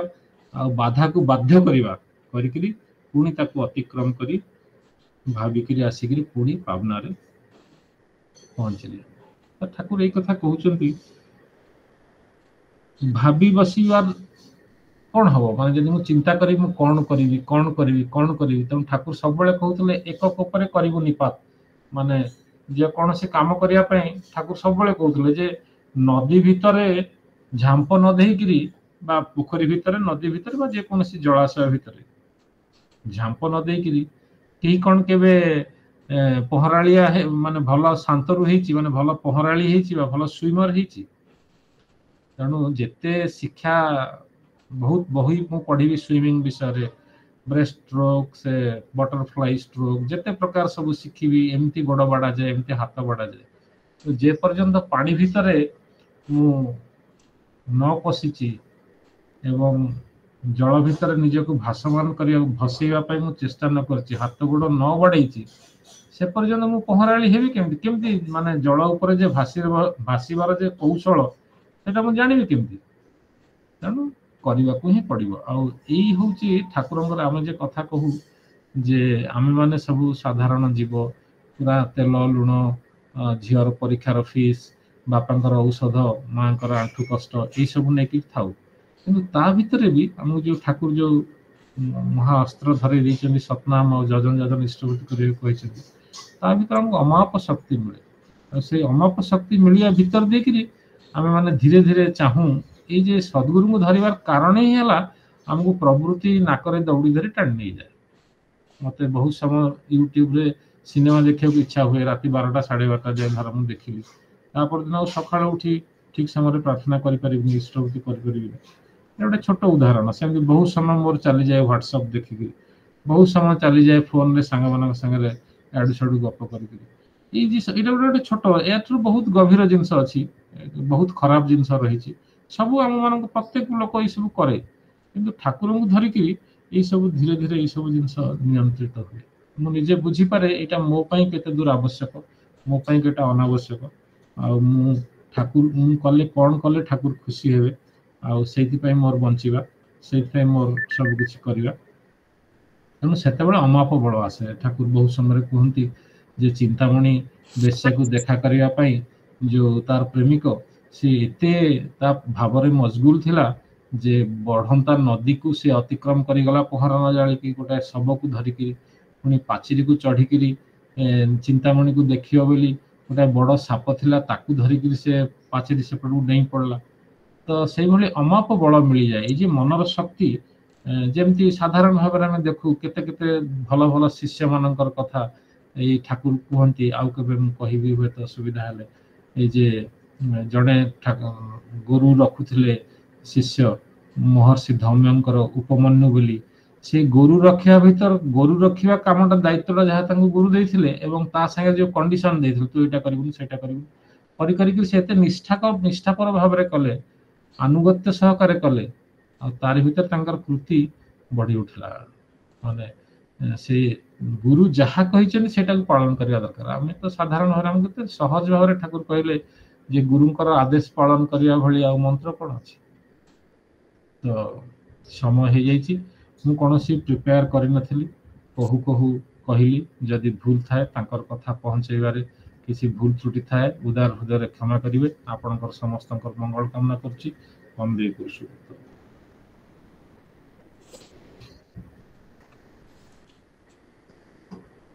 जय गुरु अशोकदा बहुत दिन पर अपन आलोचना ठाकुर विषय शुणा पाइली लास्ट बोधे आम देवघर जाइए ट्रेन रे सत्संग करी सत्संग भितर आपण सहित भेट होता लास्ट जाए आर वर्ष बोधे ता पर मुहूर्त आ बोधे सुजोग मिलनी आपण मुंबई रू गलापर जहाँ बहुत दिन पर ये उत्तम भाई कांटेक्ट करते मत काली किंतु जिनस हूँ मोर आम मानकर भूल त्रुटि जा आपणकर नुहे आम पाखे विषय वस्तुटा आपण पाखे आम पहुँची पार्लु नु कहीं मत गोटे 9 दिन धरिकी यही पुरुषोत्तमकर रथ यात्रा जो चली तार गोटे भंडार दायित्वटा आम सोसाइटी चली जगन्नाथ रथ यात्राटा मौसी मंदिरटा आम सोसाइटी जेहेतु आम मैंने जातिगत भाव में ओडिया तेणु जगन्नाथ प्रति जो आकर्षणटा अच्छी से सबुदिने पाखापाखि 1500 2000 लोक खाती तार दायित्वटा जेहेतु पाखे अच्छी सबुदिन से 1 साढ़े 1 2टार एमती फेरे आउ भी निजे प्रस्तुत हो पारे आम 7-8 दिन है टिके मत काली कही मुझे आपण पाखे टपिकटा पहुँचे पारे से क्षमा करेंगे कहीं सबुदिन से काली भी फेरु फेरु से 1 साढ़े 1 है तेणु ता भितर सकाल उठिक गाधुआ पूजा कर प्रार्थना करवा ये टाइट शेड्यूल भितर दे पारे किंतु बहुत सुंदर आलोचना भावधारा ठाकुरंकर कथाटा जो कथा गुड़ा आप कहले आम भितर निश्चित भाव से उद्दीपना सृष्टि होती प्रेरणा मिली आम सहित जोड़ी हबार तेणु आज विषय वस्तुटा गोटे बहुत बड़ व्यापक जिनसटा देशभक्त हाँपाई श्री ठाकुर जो कथा एठी गोटे लोक सबल कहूँ मुमती हूँ सेमती हूँ देशर कथा चिंता कर तार ना ये 2 दिन तले जड़े बंधु मत सीनियर लोक IITN लोक सी सी भद्र व्यक्ति आमर क्रिटिसाइज सब करमती तुम मैंने कलेक्शन कर रथ यात्रा रे नष्ट हो खाद्य गुड़ा तुम ध्यान देखुन ମୁଁ ତାଙ୍କୁ ଗୋଟେ କଥା କହିଲି, ମୁଁ କହିଲି ଆପଣ ଏଇଟା କହିଲେ ସଲ୍ୟୁସନଟା କହିଲେ କ'ଣ? ଆପଣ ତ ଚିନ୍ତାଟା ଭଲ ଅଛି, କିନ୍ତୁ ସେ ଠାକୁର ଆମ ଗୁରୁଦେବ ବି ସେୟା ଚାହିଁଛନ୍ତି, ସବୁବେଳେ ପାଇଁ ଭଲ ଚିନ୍ତା କର। କିନ୍ତୁ ଚିନ୍ତାଟାକୁ ଭାବନାଟାକୁ ଚିନ୍ତାକୁ ଆଣିବା, ଆଉ ଚିନ୍ତାଟାକୁ ଶବ୍ଦକୁ ଆଣିବା, ମାନେ କହିବା ସ୍ତ୍ରୀ କି ପରିବେଶକୁ କାହାକୁ ଗୋଟେ କହିଲେ ଏଇ ଜିନିଷଟା ଏଇଆ, ତାପରେ ତାର ପ୍ଲାନିଂ କଲେ, ତାପରେ ତାକୁ ଏକ୍ଜିକ୍ୟୁସନ୍ କଲେ, ତାପରେ ରେଜଲ୍ଟ ଆସିବ ବ୍ୟାଡ୍ କି ଗୁଡ୍ ତାପରେ ଦେଖାଯିବ। ଆପଣ ତ ଷ୍ଟେଟମେଣ୍ଟ ଦେଲେ, କିନ୍ତୁ ସେ ମୋ ସାଙ୍ଗରେ ଆସିଲେ 3 ଦିନ ଧରିକିରି ଏବେ କଣ୍ଟିନ୍ୟୁଅସ୍ ଆନନ୍ଦ ବଜାର ଷ୍ଟଡି କଲେ। ଷ୍ଟଡି କଲା ପରେ ସେ କିଛି ମନ୍ତବ୍ୟ ଦେବା ଭିତରେ ଇଏ ଦେଉନାହାନ୍ତି ସେ ଦେଉନାହାନ୍ତି। ମୁଁ କହିଲି ଆପଣମାନେ ଏତେ ଅକ୍ସିଜେନ୍ ନିଅନ୍ତି, ସୂର୍ଯ୍ୟକିରଣ ନିଅନ୍ତି ଈଶ୍ୱରଙ୍କ ଠାରୁ, ଜଗନ୍ନାଥ ଯାହାକୁ ଜଗତର ନାଥ ଆପଣ ସବୁବେଳେ ପାଇଁ କୁହନ୍ତି ମୋର ବୋଲି, ତାଙ୍କର ପାଇଁ କରିଛନ୍ତି କ'ଣ? ତାଙ୍କ ପାଇଁ ଟିକେ ଭୋଗ ଟିକେ ଦେଇପାରୁଛନ୍ତି? ଆପଣ ନିଜେ ସକାଳୁ ଉଠିଲେ ଯେଉଁ ବ୍ରେକଫାଷ୍ଟ କରନ୍ତି ତାଙ୍କ ମୁତାବିକ କରିପାରୁଛେ, ତାଙ୍କୁ ଦେଇକିରି ତୁଳସୀ ଟିକେ ପକେଇକିରି ଅର୍ପଣ କରି ଖାଇପାରୁଛନ୍ତି? ତେଣୁ ମନଟା ତାଙ୍କର ଶୁଖିଗଲା। ଯେ ଏତେ କ୍ରିଟିସାଇଜ୍ କରୁଥିଲେ, କାଲି ରାତିରେ ସେ ନିଜେ ମୁଗ କିଣିକି ଆଣିକିରି ବତୁରେଇକିରି, କାହିଁକିନା ତାଙ୍କୁ କହିଲି ଯେ ଆପଣ ଦେଖନ୍ତୁ ଯେତେବେଳେ ରୋଷେଇ ହେଉଥାଏ କାଲି, ଏଇଟା ବାସ୍ତବିକ ଯେଉଁ ସ୍ୱାମୀଜୀଙ୍କର ଯେଉଁ 3ଟା ଉଦାହରଣ ଦେଇଛନ୍ତି ଏଠି ଯଦି କୋରିଲେଟ୍ କରେ ଅସମ୍ଭବ ଜିନିଷ, ଯେତେବେଳେ ନିଜେ କରିବା ପାଇଁ ପ୍ରୟାସ କରିବେ ଆପଣ ରେଜଲ୍ଟଟା ପାଇବେ। ସେ ମୋତେ କହିଲେ ଶଶୀ ଭାଇ ତମେ 1200 ଲୋକଙ୍କୁ ରୋଷେଇ କରୁଛ, ତମେ ନିଜେ ବି କ୍ଷୀରିଟା ଆଜି ପ୍ରଦାନ କରୁଛ ଗୋଟେ, କିନ୍ତୁ ଯାହା ବର୍ଷା ହେଉଛି ମୋତେ ଲାଗୁନି 200-250 ବର୍ଷ ଲୋକ ହେବେ। ମୁଁ କହିଲି ଏଇଟା ପରମ ପିତାଙ୍କ ଦୟା, ସିଏ କେତେ ଲୋକ ଆଣିବେ ତାଙ୍କ ଉପରେ ଆମେ ବିଶ୍ୱାସ କରିପାରୁନା। ତାଙ୍କ ପ୍ରେମରେ କେତେ ଲୋକ ଆକର୍ଷିତ ଅଛନ୍ତି ଅଞ୍ଚଳରେ ଆପଣ ଜାଣିନାହାନ୍ତି। ଆପଣ ବର୍ଷାକୁ ଦେଖିକି ଅନ୍ଦାଜ କରନ୍ତୁ କେତେ ଲୋକ ହେବେ କ'ଣ ନ ହେବେ, ତାଙ୍କ ଉପରେ ଟିକେ ବିଶ୍ୱାସ ରଖନ୍ତୁ। ନାଇଁ ମ ନେଇକିରି ସେ କଲ୍ୟାଣରେ ଯେମିତି ବାଣ୍ଟିବା କଥା ସେଦିନ ବାଣ୍ଟିଥିଲେ, ପଇସା ତ ତମ ପାଖରେ ଅଛି, ସେଇ ପୁଣି ଲୁଜ୍ ଷ୍ଟେଟମେଣ୍ଟ ଆରମ୍ଭ କରିଦେଲେ। ବାକି 2-3 ଜଣଙ୍କର ଭାବଟା ଟିକେ ପତଳା ହେଇ ଉଠିଲା, କିନ୍ତୁ ମୋର ତାଙ୍କ ଉପରେ ଗୋଟେ ଭରସା ଅଛି। ଯେହେତୁ ଶ୍ରୀ ଠାକୁର ଅନୁକୂଳଚନ୍ଦ୍ରଙ୍କର ଏଇ ପବିତ୍ର ନାମଟା ଆମକୁ ମିଳିଛି, ଆମର ପରମ ସୌଭାଗ୍ୟ। ଏଇ ଠାକୁରଙ୍କ ଉପରେ ଟିକେ ଟିକେ ଭରସା କରି କରି ଜଗନ୍ନାଥଙ୍କ ଉପରେ ବି ଭରସାଟା ଆସିଛି। ମୁଁ କହିଲି ନାଇଁ ସେ କଥା ନୁହେଁ, ବର୍ଷା ଗୋଟେ ବାଧକ ବେକାର କଥା। ବର୍ଷା ମଣିଷକୁ କ'ଣ ରୋକିପାରିବ ଯଦି ସେ ପ୍ରିୟ ପ୍ରେମକୁ ଚାହିଁବ? ସେୟା ହିଁ ହେଲା। ଲାଷ୍ଟକୁ ସର୍ଟେଜ ହେଲା, ଯେଉଁ ରୋଷେଇ ହେଇଥିଲା ସେ 200 ଆକଳନ ଦେଉଥିଲେ, ପାଖାପାଖି 1000 ଉପରେ ହେଇଗଲେ ଲୋକ। ଆଉ ସର୍ଟେଜ ପୁଣି ସେକେଣ୍ଡ ଟାଇମ୍ ମୋତେ ରୋଷେଇ କରିବାକୁ ପଡ଼ିଲା ପୁଣି 11:30-12ଟା ବେଳେ। ଆଉ ସେ ଲୋକ ଧାଇଁ ଦପଡ଼ା ଯାଇକିରି ଚାଉଳ ଆଣିକିରି ମୁଗ ଆଣିକିରି ଠାକୁରଙ୍କର ଜଗନ୍ନାଥଙ୍କର କ'ଣ ପ୍ରିୟ ଅନ୍ନ, ଯେଉଁଟାକି ସେ ଠାକୁରଙ୍କ କଥା 2ୟ ଖଣ୍ଡରେ ପଢ଼ୁଥିଲେ, ଯେତେବେଳେ ମୋ କଥା ବାହାରିବ ଆଉ ମୁଁ କ'ଣ ଖାଇବାକୁ ପସନ୍ଦ କରେ, ଲୋକମାନେ ପାଗଳ ହେଇ ଉଠିବେ। ଆଉ ସେ ଲୋକଟା ଯେଉଁଠି କ୍ରିଟିସାଇଜ୍ ଏତେ କରୁଥିଲା, ସେ ଲୋକଟି ଆଣିକିରି ଆମେ ବରଂ ଆସିଲୁ ଲେଟ୍ରେ, ସେ ଥିଲା କହିଲା ୱାଇଫଙ୍କର ସେତେବେଳେ 102 ଡିଗ୍ରୀ ଟେମ୍ପରେଚର୍ 3 ଦିନ ଧରିକି ଅଛି, ମେଡ଼ିସିନ ଖାଇକି ଯାଉଥାନ୍ତି। କହିଲେ ମୁଁ କହିଲି ଯାଉଛି ତାଙ୍କୁ ଟିକେ ମେଡ଼ିସିନ ଦେବି, ଏତେ ରାତି ହେଲାଣି। ଆଉ ଆମେ 2 ଜଣ ଆସିଲୁ। ଆଉ ସେ ଲୋକ ଯିଏ ମୋ ସହିତ 3 ଦିନ ତଳେ କ୍ରିଟିସାଇଜ୍ କରୁଥିଲା ଗାଡ଼ିରେ ମୋର, ଯେ ଠାକୁରଙ୍କର ସବୁ ନଷ୍ଟ ହେଉଛି ଇଏ ହେଉଛି, ସେ ଗୋଟେ ଦିନର ଖାଦ୍ୟ ଟୋଟାଲ୍ ଯାହା ଲାଗିବ ସିଏ ଅର୍ଘ୍ୟ ଦେଉଛି। ମାନେ 10 ଟଙ୍କା ଦେଉନଥିବା ଲୋକ ଆପଣ ଚିନ୍ତା କରନ୍ତୁ 30,000 ଟଙ୍କାର ଅର୍ଘ୍ୟ ସେ ଦେବ। ଏଇ ଯେଉଁ ସ୍ୱାମୀଜୀଙ୍କର କଥା, ଠାକୁରଙ୍କର କଥା ଅଶୋକ ଦା ଏବେ କହିଲେ, ଚିନ୍ତାମଣିର କଥା କହୁଥିଲେ, ବିଲମଙ୍ଗଳର କଥା, ଉପମନ୍ୟୁର କଥା କହିଲେ। ସେ ପିଲାଟି ଆଉ ଠାକୁରଙ୍କର ସେ ଯେଉଁ 9 ମାଇଲ ବା 12 କିଲୋମିଟର ଭଳିଆ ଅନ୍ଦାଜ ହେବ ବାଲିରେ ଚାଲି ପଳେଇଥିଲେ କୁଷ୍ଟିଆକୁ, ସେଇଭଳି ଭାବରେ ଚିନ୍ତା ଗୋବିଟିନ୍ ଶ୍ରୀ ଠାକୁର ତାଙ୍କ ଜୀବନରେ କେବଳ ଆଣିନାହାନ୍ତି। ଏବେ କିଛି ଦିନ ଧରି ଦେଖାଯାଉଛି, ବର୍ଷେ ହେବ କି 1.5 ବର୍ଷ ହେବ, ଏଇ ଗୋଟେ ପ୍ରାକ୍ଟିକାଲ ଯେମିତି ଠାକୁର କରିଥିଲେ ମୋ ଜୀବନରେ, ସେମିତି ଟିକେ ଟିକେ ପଢ଼ିବା ଭିତରେ ଦେଇ କରିବା ପାଇଁ ଏତେ ଅଜସ୍ର ପ୍ରେରଣା। ମୁଁ ଭାବିନଥିଲି ଦିନେ, ଗୋଟେ ଦିନ ମୁଁ କାମ କରିକି ତାପର ଦିନ ପ୍ରାୟତଃ ଥକିଯାଏ। ସିଡ଼କୋ ଉତ୍ସବରେ ଆମେ ଯେତେବେଳେ କରୁ, ପ୍ରାୟ ତାପର ଦିନ ଆମେ ଫ୍ଲାଟ୍ ହେଇଯାଇଥାଉ, ସାଧାରଣତଃ କର୍ମୀମାନେ ହଉ ଗୁରୁଭାଇମାନେ କାମ କରି କରି। ବାଦଲାପୁର ମନ୍ଦିରରେ ଯେତେବେଳେ ହୁଏ ଆମର ସେଇ ଅବସ୍ଥା। କିନ୍ତୁ ରଥଯାତ୍ରା ଲାଷ୍ଟ ସଣ୍ଡେରେ ହେଇଥିଲା, ସେ ରଥଯାତ୍ରା 7 ଘଣ୍ଟା ଧରି ଟଣାଗଲା, ତା ଦେହରେ ଗୋଟେ ବିଶେଷ ଥାଏ। ଆଜି ପର୍ଯ୍ୟନ୍ତ ସଣ୍ଡେକୁ ସଣ୍ଡେ काली बाहुड़ा यात्रा हम कंटिन्यूस 8 दिन मो जीवन में केवे मु भंडार दायित्व नहीं गोटे दिन मु दायित्व कोटी नहीं था छोट छोट सत्संग रे कि आमे करू तापर दिन आमे पुणी विश्राम हमको शरीर मागे किंतु ठाकुर जे कि दया ये नाम रे कि शक्ति तार प्रयोगटा प्रायतः जो करा जाए मोर स्त्री मते कहते दक्षता करिले वृद्धि पाए जो आपण जानवे आप स्ट्रेस लेवल केते माने आपणकर सहज बॉडीटा सहन पटु केते से जो 9 किलोमीटर से चली जाए से ठाकुर करके भाभी 9 किलोमीटर चली जाई पारे यदि फेरी आसता हुए तो भीतर से दृढ़ पत्रटा न था ना सी आम मान भीतर भी से दृढ़ पत्रटा क्रिएट आज पर्यटन हो पार था तेणु स्वामीजी से जो कथा 3टा कथा कहीकि मु रखी आज आलोचना को जे देशप्रेमी हवापाई आमे समस्त तो कांदू किंतु रास्तार जो जाऊ से गोटे पत्थरटी पड़ते लोक टाणी होकर जाऊे बुली आम से पत्थरटा उठे चेष्टा करूना ये कल्याणशील पटारे रोड रे प्रायतः सबुदिन से बाँ पट रास्त लोक डाण पटरे रंग रास्त आसवे किंतु पर मुहूर्त जो सुजोग मिले किसी कहवाई आ से देशभक्तिर कथा कहे कि से निजे ही रूल सब भांगुवे तेणु से स्वामीजी कथाटा ठाकुर से पर पाराग्राफटा एक्चुअली आम भूल है पर पाराग्राफटा पढ़ार था ठाकुर स्वामीजी कथा शुणिक कौन कहले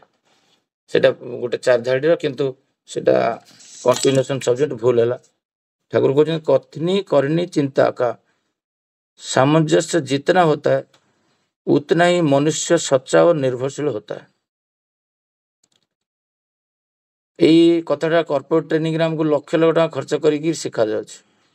आजिकर जियो रे गोटे कॉर्पोरेट ट्रेनिंग हेतला तार निर्देशटा ही एटा थिला जे 1000 60,000 65,000 से मैडम कहते डॉक्टर आसते HN हॉस्पिटल रु कहले 65,000 थट्स आसे माइंड रे डेली आसे 65,000 थट्स रु पूर्व काल रु भल थट्स गुड़ा अधिक आसला एबे थट्स रे 85% बैड थट्स आसी 15% गुड थट्स आसी से 15% गुड थट्स रु पुणी कोटा तम शरीर मन करि परिबो आ केतरा रिजेक्ट भी कर दिए एटा करि हबनी मंदिर गढ़िबा रिजेक्ट करदब ना एटा करि परिबिनी से थट्सटा पड़ेगा एमती करी फिल्टर करी मात्र 5% थट्स आपण पर रहे जोड़ा डुएबल आदि ईश्वर बा गुरु था कि आदर्श था से कहते ताहले से 5% को भीतर साहस आसे करने पुणी से रिपीटेड थट्स हम नेक्स्ट डे पुणी से नकारात्मक थट्स गुड़ा आसो भल थट्स गुड़ा जदि आप वास्तवायित न करेंगे ताले से भल थट्स गुड़ा नेक्स्ट डे आ रिपीट हेनी ना आसबनी भी जब कंटिन्यूटी थी जी गछ लगे थी ताले थट्स आसला ताले आपण जीवे गछ चोटी चारा मिलूँ से चारा आडभांस दे पड़े से कंटिन्यूटी हम से आनी जब आप टोटाल गले कि पैसा देले कि कंटिन्यूटी कले से आक्टिविटा से रहीगला से ठाकुर कहते कथनी करनी और चिंता आपणकर चिंता जो आसूची भाषा व्यक्त करने कथा एमि जमी गोटे चिंता आसूची महाप्रभु जाऊँ प्रत्येक लोक गुड़ा लड्डू देले भल हाँ किंतु से लड्डूटा 50,000 टका लगे 5,000 काली आम डिस्कसन करूँ गोटे थट्स आसी तो एग्जिक्यूशन करवा ठाकुर भीतर केते थट्स आसला कि ठाकुर तक एग्जिक्यूट करते आपाई देखो जोटा कि 22-23 खंड जहाँ भी हो आलोचना प्रसंग दीप रखी आप पढ़ु ठाकुर प्रत्येक समय ठाकुर भावमुखी रोते और जहाँ चिंता करते करने चिंता भावना आसब ताकू कहवा करने जहाँ सरंजाम पछे लगी रहा आपणकर ये संयम न रहे माने मोटर सेंसरी कोऑर्डिनेशन ताहले किंतु सार्थकता जीवन ना आ मूल ही मूल कारण हूँ एकानुरक्ति क्रमागति और तीव्रता जोटा ठाकुर सत्यानुषण ये कथाटा मत बहुत पसंद हुए आम सब कॉर्पोरेट लाइफ रे कथाटा ही कहे जो कथबार्ता पड़े ये 3टा शब्द ठाकुर मत बहुत पसंद लगे तापर जाए जीवन रे आनंद और सार्थकता माने हैप्पीनेस और सक्सेस मूल मंत्र है जन पाखे सरेंडर हवा आउ सी जहाँ कहले जोटा अशोकदा कहते अनुधावन कथा आ अनुशीलन कथा सबुदिन करवा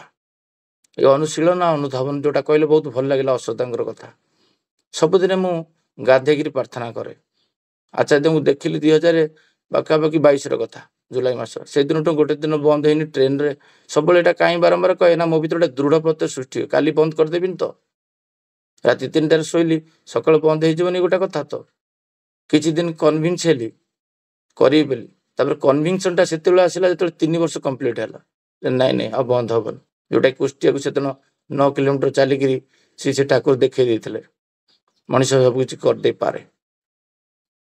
ତେଣୁ ମଣିଷ ଭିତରେ ସେତେବେଳେ ଆସିବ ଯେତେବେଳେ ମୁଁ ଦିନେ ଥାଲକୁଡ଼ି ପତା ଖାଇବା ପାଇଁ ଭୁଲିବିନି, ଦିନେ ମୋ ବାପା ମାଙ୍କୁ ପ୍ରଣାମ କରିବା କଥା ଭୁଲିବିନି। କାଲି ପରଦିନ ରାତିରେ ଜଣେ ପାଲା ଗାୟକ ଇଏ କରୁଥିଲେ ଠାକୁରଙ୍କର, ମୁଁ ଭାବ ବିହ୍ୱଳ ହେଇଯାଇଥିଲି। ଆଉ ମାଇକି ନେଇକିରି ସେଠି କହିଥିଲି ଠାକୁରଙ୍କର କଥା ଯେ ଠାକୁର କହୁଛନ୍ତି ପାଲା ଆଉ ଦାସକାଠିଆ ମାଧ୍ୟମରେ ମୋର କଥା ଗୁଡ଼ା ସମସ୍ତଙ୍କ ଭିତରେ ପହଞ୍ଚାଇବା ପାଇଁ ଚେଷ୍ଟା କର। କିନ୍ତୁ ସେ ପାଲା ଗାୟକକୁ ମୁଁ କାଲି ଯେତେବେଳେ ଦେଖିଲି, ପରଦିନ ବଢ଼ିଆ ସୁନ୍ଦର ଗାଉଥିଲେ, ଆଉ କାଲି ତାଙ୍କୁ ଦେଖିଲି ମଞ୍ଚରେ ଗୋଟେ ହାଫ୍ ପ୍ୟାଣ୍ଟ ପିନ୍ଧିକି ଆସିଛନ୍ତି ରଫ୍ ସମୟରେ, ମାନେ ସକାଳ ସମୟରେ। ତାଙ୍କୁ ଗୋଟେ ଗେଷ୍ଟ ହାଉସ୍ ଆମେ ଦେଇଛୁ, ସେ ମର୍ଣ୍ଣିଂ ୱାକରେ ହାଫ୍ ପ୍ୟାଣ୍ଟରେ ଆସିକି ସେ ଜଗନ୍ନାଥ ପେଣ୍ଡାଲ ପାଖକୁ ପଳେଇ ଆସିଛନ୍ତି। ଯେତେବେଳେ ଦେଖିଲି ତାଙ୍କୁ, ଆଉ କିଛି କମ୍ୟୁନିଟି ମେମ୍ବର ଥିଲେ, ମୋର ଠାକୁରଙ୍କ କଥା ଭାରି ମନେ ପଡ଼ିଲା। ମୁଁ କହିଲି ମୋ କଥା, ମୋ ଭିତରେ ଭାବନା ଗୁଡ଼ା ଆସୁଛି, ମୁଁ ଠାକୁରଙ୍କ କଥା କହୁନି, ସେଇଟା ତ ଗୋଟେ ବଡ଼ ଗୋବିଟି। ମୁଁ ଗୋଟେ ଭାବୁଛି ଏ ଲୋକଟା ହାଫ୍ ପ୍ୟାଣ୍ଟ ପିନ୍ଧିକି କେମିତି ଆସିଛି, ମୁଁ ତ କିଛି କହିବି ଯୋଉଟା ସେ ଉଦ୍ବୁଦ୍ଧ ହେଇକିରି। ମୁଁ କହିଲି ଠାକୁର ଗୋଟେ କଥା କହିଥିଲେ, ମୁଁ ପଢ଼ିଥିଲି ଦ୍ୱିପରୀକ୍ଷରେ, ଯେ ଠାକୁର କହିଲେ ଅନ୍ତରର ବାହାରର ଚାହିଦା ଯାହା ଠାକୁରଙ୍କୁ ପ୍ରତିଷ୍ଠା କରିବା ପାଇଁ ଚାହୁଁଛ, ଆଉ ଅନ୍ତରରେ ଅଲଗା ବାହାରରେ ଅଲଗା। ମାନେ ମୁଁ ସତ୍ସଙ୍ଗ ଗଲେ ମୋର ଗୋଟେ ରୂପ ଗୋଟେ ଅଲଗା, ଆଉ ମୋର ସତ୍ସଙ୍ଗକୁ ଛାଡ଼ିଲେ ଗୋଟେ ରୂପ, ତାହେଲେ ଶ୍ରୀ ଠାକୁର କହୁଛନ୍ତି ସେଇଟା ଚଳିବନି। ଲୋକ ଯେତେବେଳେ ବାହାର ରୂପ ଆପଣଙ୍କର ଦେଖି ନେବେ, ସେତେବେଳେ ଆପଣଙ୍କୁ ଆଉ ଗ୍ରହଣ କରିନେବେନି। ମୁଁ କହିଲି ଆପଣ ଅନ୍ତତଃ ପକ୍ଷେ ଏଇ କିଛି ଦିନ ଫୁଲ୍ ପ୍ୟାଣ୍ଟରେ ରୁହନ୍ତୁ, ନହେଲେ ଲୁଗାଟି ପିନ୍ଧନ୍ତୁ, ଧୋତିଟି। କାହିଁକିନା ଆମେ ଆପଣଙ୍କୁ ସେତେବେଳେ ଷ୍ଟେଜରେ ଦେଖୁଛୁ, ଆପଣ କେତେ ସୁନ୍ଦର କଥା କହୁଛନ୍ତି, ପରମୂର୍ତ୍ତରେ ଯେତେବେଳେ ହାଫ୍ ପ୍ୟାଣ୍ଟରେ ଠାକୁର ବସୁଛନ୍ତି, ଏଠି ପୁରୁଷୋତ୍ତମ ବସୁଛନ୍ତି, ଅନ୍ତତଃ ପକ୍ଷେ ଏଇ ଜାଗାକୁ ଆପଣ ହାଫ୍ ପ୍ୟାଣ୍ଟରେ ଆସିବେନି। ଆଉ ଯେତେବେଳେ ମେସେଜ ଗୁଡ଼ା ଦେଉଛନ୍ତି, କେତେ ଲୋକ ଆପଣଙ୍କ ପାଲା ଦେଖିକିରି ବମ୍ବେ ସହରରେ ବାପା ମାଆଙ୍କୁ ପ୍ରଣାମ କରି ହେଇଗଲେ। କେତେ ଲୋକ ଆପଣଙ୍କର ପାଲା ଦେଖିକିରି ପୁରୁଷୋତ୍ତମକୁ ମୋର ବୋଲି ଭାବିକିରି ତାଙ୍କର ଖାଦ୍ୟରେ ତୁଳସୀ ପକାଇବା ଷ୍ଟାର୍ଟ କଲେ। କେତେ ଲୋକ ନିରାମିଷି ହେଇ ଉଠିଲେ। ତାହେଲେ ଜୀବନରେ ଆପଣଙ୍କ ସାର୍ଥକତାଟା ରହିବ। ନହେଲେ ଆପଣଙ୍କର ଯେଉଁ ବ୍ୟକ୍ତିଗତ ଜୀବନଯାପନଟା, ଯଦି ଚରିତ୍ରଟା ଆପଣଙ୍କର ଠିକ୍ ନ ରହେ, ତାହେଲେ ଆପଣ କାହାକୁ ଇଞ୍ଜେକ୍ଟ କରିପାରିବେନି। କାରଣ ପାଲାର ଗୋଟେ ଉଦ୍ଦେଶ୍ୟ ଅଛି, ସେ ଉଦ୍ଦେଶ୍ୟଟା ହେଲା ସମସ୍ତଙ୍କୁ ଇଷ୍ଟମୁଖୀ କରିବା। ଏଇ କଥା ମୁଁ ତାଙ୍କୁ 30 ମିନିଟ୍ ଧରି କହିଲି, ଲୋକ ଭାବମୁଖୀ ହେଇ ଉଠିଲେ। ପରମୂର୍ତ୍ତରେ ସେ ଲୋକଟି ଆଉ କେବେ ବି ହାଫ୍ ପ୍ୟାଣ୍ଟ ପିନ୍ଧିକିରି ଅନ୍ତତଃ ପକ୍ଷେ ଜଗନ୍ନାଥ ପାଖକୁ ଆସିବା ପାଇଁ ଡରିବ। ଆମକୁ ସବୁବେଳେ ଆମେ ଦେଖୁ, କାହିଁକିନା ଏତେ ବଡ଼ ଲୋକ ମୁଁ କହିବି, ସେ ଏତେ ଜ୍ଞାନୀ ଲୋକ, କିନ୍ତୁ ଆମ ଭିତରେ ଆମେ ଚପେଇ ଦେଲେ। ପ୍ରତି ମୁହୂର୍ତ୍ତ ଯଦି ଆଲୋଚନା ପ୍ରସଙ୍ଗ ହେଇ ଉଠିଛି ଠାକୁରଙ୍କ ଜୀବନରେ, ମୋ ଜୀବନରେ କିନ୍ତୁ ଆଲୋଚନା ପ୍ରସଙ୍ଗ ହେଇ ଉଠିବ। ପ୍ରତ୍ୟେକଟି କ୍ଷଣ, ପ୍ରତ୍ୟେକଟି ଶବ୍ଦ ଠାକୁରଙ୍କର ହେବା ଦରକାର। ଯେତେବେଳେ ଏଇ ଅସୁବିଧାଙ୍କୁ ଆମେ ଦେଖୁ, ଏଇଠି ଥିଲେ ଦାଦରରେ, ପ୍ରତ୍ୟେକଟି ଲୋକଙ୍କୁ ପ୍ରେରଣା କରିକି, କେତେ ବଡ଼ ଯେତେବେଳେ ଜିରୋ ଥିଲା, ଗଳି ଗଳିରେ ଦୀକ୍ଷାର କାର୍ଯ୍ୟକ୍ରମ ଚାଲିଥିଲା, ଉତ୍ତମ ଭାଇଠୁ ଶୁଣେ, ବେଶୀ ତ ମିଶିନି, ସେ ଟ୍ରେନ ଜର୍ଣ୍ଣିରେ ବା ଦେଓଘରେ ଯେତିକି ପରିମାଣରେ ମିଶିଥିଲି। କିନ୍ତୁ ଆମେ ପ୍ରତ୍ୟେକଟି କ୍ଷେତ୍ରରେ ଏଇ ଯେଉଁ ବିବେକାନନ୍ଦଙ୍କର 3ଟା କଥାଟା କହିଛନ୍ତି, ସେ କଥାଟା କହିକି ମୁଁ ରଖୁଛି। ହୃଦୟବାନ ହେବା କଥା, ହୃଦୟସ୍ପର୍ଶୀ ହେବା କଥା, ପ୍ରେମିକ ହେବା କଥା। ଲଭ୍ ଆଉ ନେମ୍ କ୍ୟାନ୍ କନକର୍, ଯେଉଁଟା ଠାକୁର କହିଥିଲେ ଦ ୟୁନିଭର୍ସ, ସେଇ କଥାଟା ସେ ବିବେକାନନ୍ଦ କହୁଛନ୍ତି। ଦେଶପ୍ରେମୀ ହେବା ପ୍ରତି ପ୍ରଥମେ ହୃଦୟବାନ ହେବାକୁ ପଡ଼ିବ, ହୃଦୟ ଦେବାକୁ ହେବ, ଆଉ ହୃଦୟ ଦେବାକୁ ପଡ଼ିବ ଶ୍ରୀ ଠାକୁର ଅନୁକୂଳ ଚନ୍ଦ୍ରକୁ, ବର୍ତ୍ତମାନ ଯୁଗର ପୁରୁଷୋତ୍ତମ ପାଖରେ। ଆଉ ସେ ଯୁଗର ପୁରୁଷୋତ୍ତମ ଯିଏ ଥିଲେ ରାମକୃଷ୍ଣ ଠାକୁର, ସିଏ ତାଙ୍କୁ ହୃଦୟ ଦେଇଥିଲେ। ଦେଶଭକ୍ତ ହେବାକୁ ହେଲେ ପ୍ରଥମେ ସରେଣ୍ଡର ଟୁ ଲର୍ଡ ହେବାକୁ ପଡ଼ିବ, ଦୀକ୍ଷା ନେବାକୁ ପଡ଼ିବ। ବିବେକାନନ୍ଦ କହିଥିଲେ, ଯେଉଁଟା ଠାକୁର କହୁଥିଲେ, ସବୁବେଳେ ପାଇଁ ଦେଶପ୍ରେମୀ ହେବାକୁ ହେଲେ ପ୍ରଥମେ ଆପଣଙ୍କ ପାଖରେ ସରେଣ୍ଡର ଥିବା ଦରକାର, ଆଉ ଗୁରୁଙ୍କ ପାଖରେ। ଆଉ ସେଇ କଥାଟା ମୁଁ ଶୁଣିକିରି ବିବେକାନନ୍ଦ କଥାଟା ଠାକୁରଙ୍କୁ ସମର୍ଥନ କରୁଛି, କରିବ ହିଁ ନିଶ୍ଚୟ। ସେ ତ ସେ ଯୁଗର ଯୁଗାଚାର୍ଯ୍ୟ ଥିଲେ, ଶ୍ରୀ ବଡ଼ଦାଙ୍କ ଭଳି। ତେଣୁ ସେକେଣ୍ଡ କଥାଟା କହୁଛନ୍ତି ଯେ केवल व्यर्थ की बातों में शक्ति क्षय करने के बजाय क्या कोई सफलता प्राप्त करने का पथ ढूंढ लेता है निकलना। ये गोटे आम सब व्यर्थ कथबार्ता हो, फिजिलमी कथबार्ता हो, जहाँफल कौन हुए ना आमर एनर्जी गुड़ा क्षय हुए, और प्रति मुहूर्त से लास्ट गोटे सेंटेंस आसे ए शशि भाई जोड़ा कहते खाली गोटे बाहसपटिया कथा कहती कहबार किसी ना कि से जो लोकटा को मुझे जगेक 3 दिन अनुधावन कर देखी राति 12टा पर्यटन देखली स्टडी कर देखली जे मनीषटा केते परिमाण आसो आमको जना नहीं केतबले बंची जाए और केतबले सर्टेज हो जाए केतबले 3 थर रोषे करिया पड़े से तो अनुभव कला और मनटा सुखीगला नहीं सत कथा तो मु खाली गोटे लूज टकिंग करके लोकटा को हारास कर दउथिली दुर्बल कर दउथिली किंतु ए लोकटा तो दुर्बल हवा मूड रे नहीं तेणु आमको जो व्यर्थ फजलेमी कथबार्ता हबार ना केतबले भी कौन समय भी और प्रत्येक शब्द जमती आम भाविबा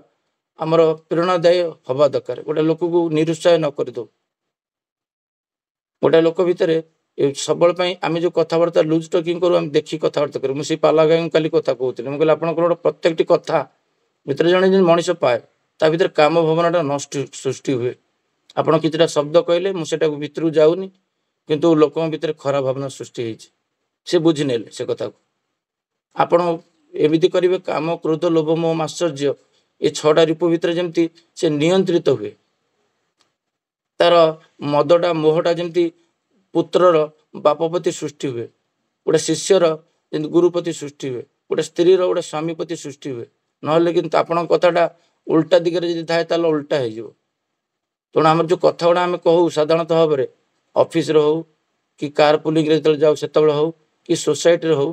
कि केतबले सांगसाथी बस कथबार्ता हो सब भावमुखी रहा पड़ो कहीं सब चिंता करा पड़ो मुझे श्री ठाकुर रिप्रेजेंटेटिव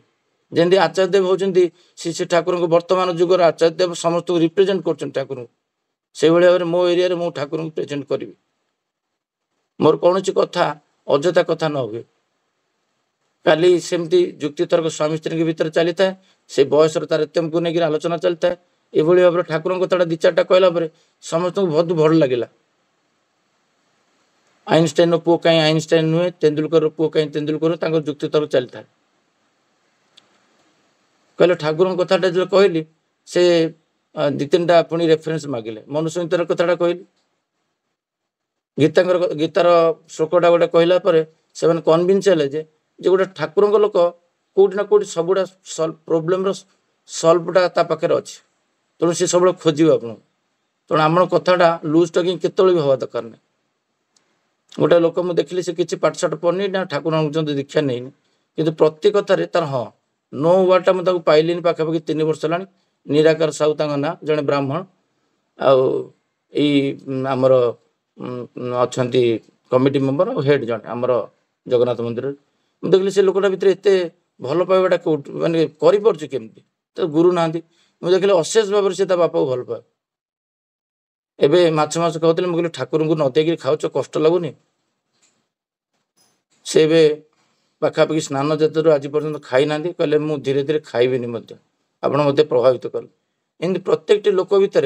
अजथा कथबार्ता हेनी हसी देवेनि कौन कथार जड़े जी कौच न पार कथा ये भाव कथा कौ जोटा करहबनी किंतु से कथार आप दांत देखईदेले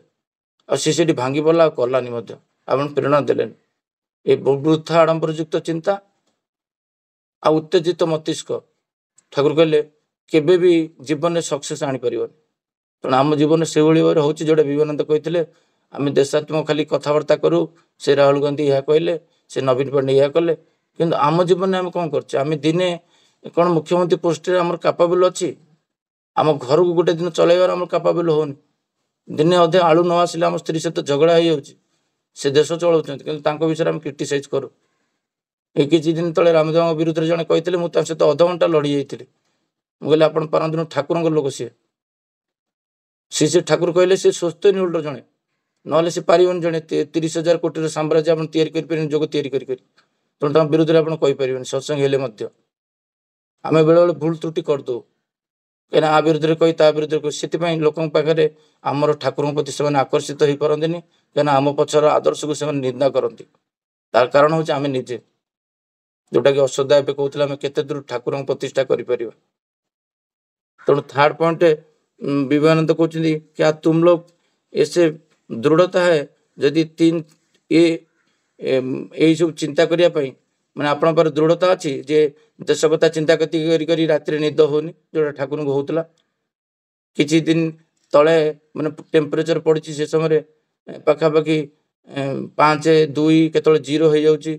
से समय रास्तार जाइछन्ति किछि लोक मरि जाइछन्ति न्यूज पेपर आछि लो टेम्परेचर रु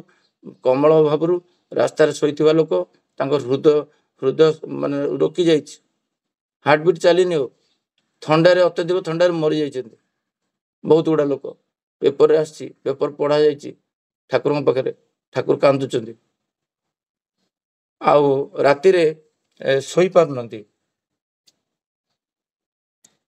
आउ सेही समय ठाकुर कहते जेपर्यंत ये पाखआख अंचल जिते लोक पाखे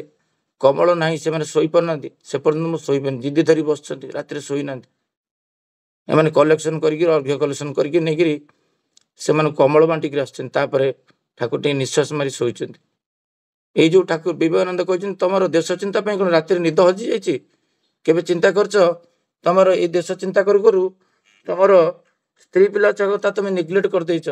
से कौन कहते तुम शरीर को तुम भूल जाइछ ये भाव में आसी भाव तुम भर के दृढ़ता सृष्टि से ठाकुर प्रथम पेज हिं लिखिदे गले जे जीवन चलन चलिया धर्मराज पशिया गले गोटे कंडीशन दे गले दुईटा लोक दुईटा जिनस करार अच्छी साहसी हबार अच्छी सिंसियर हबार अच्छी विश्वास तापर जाए आसो आ से दृढ़ता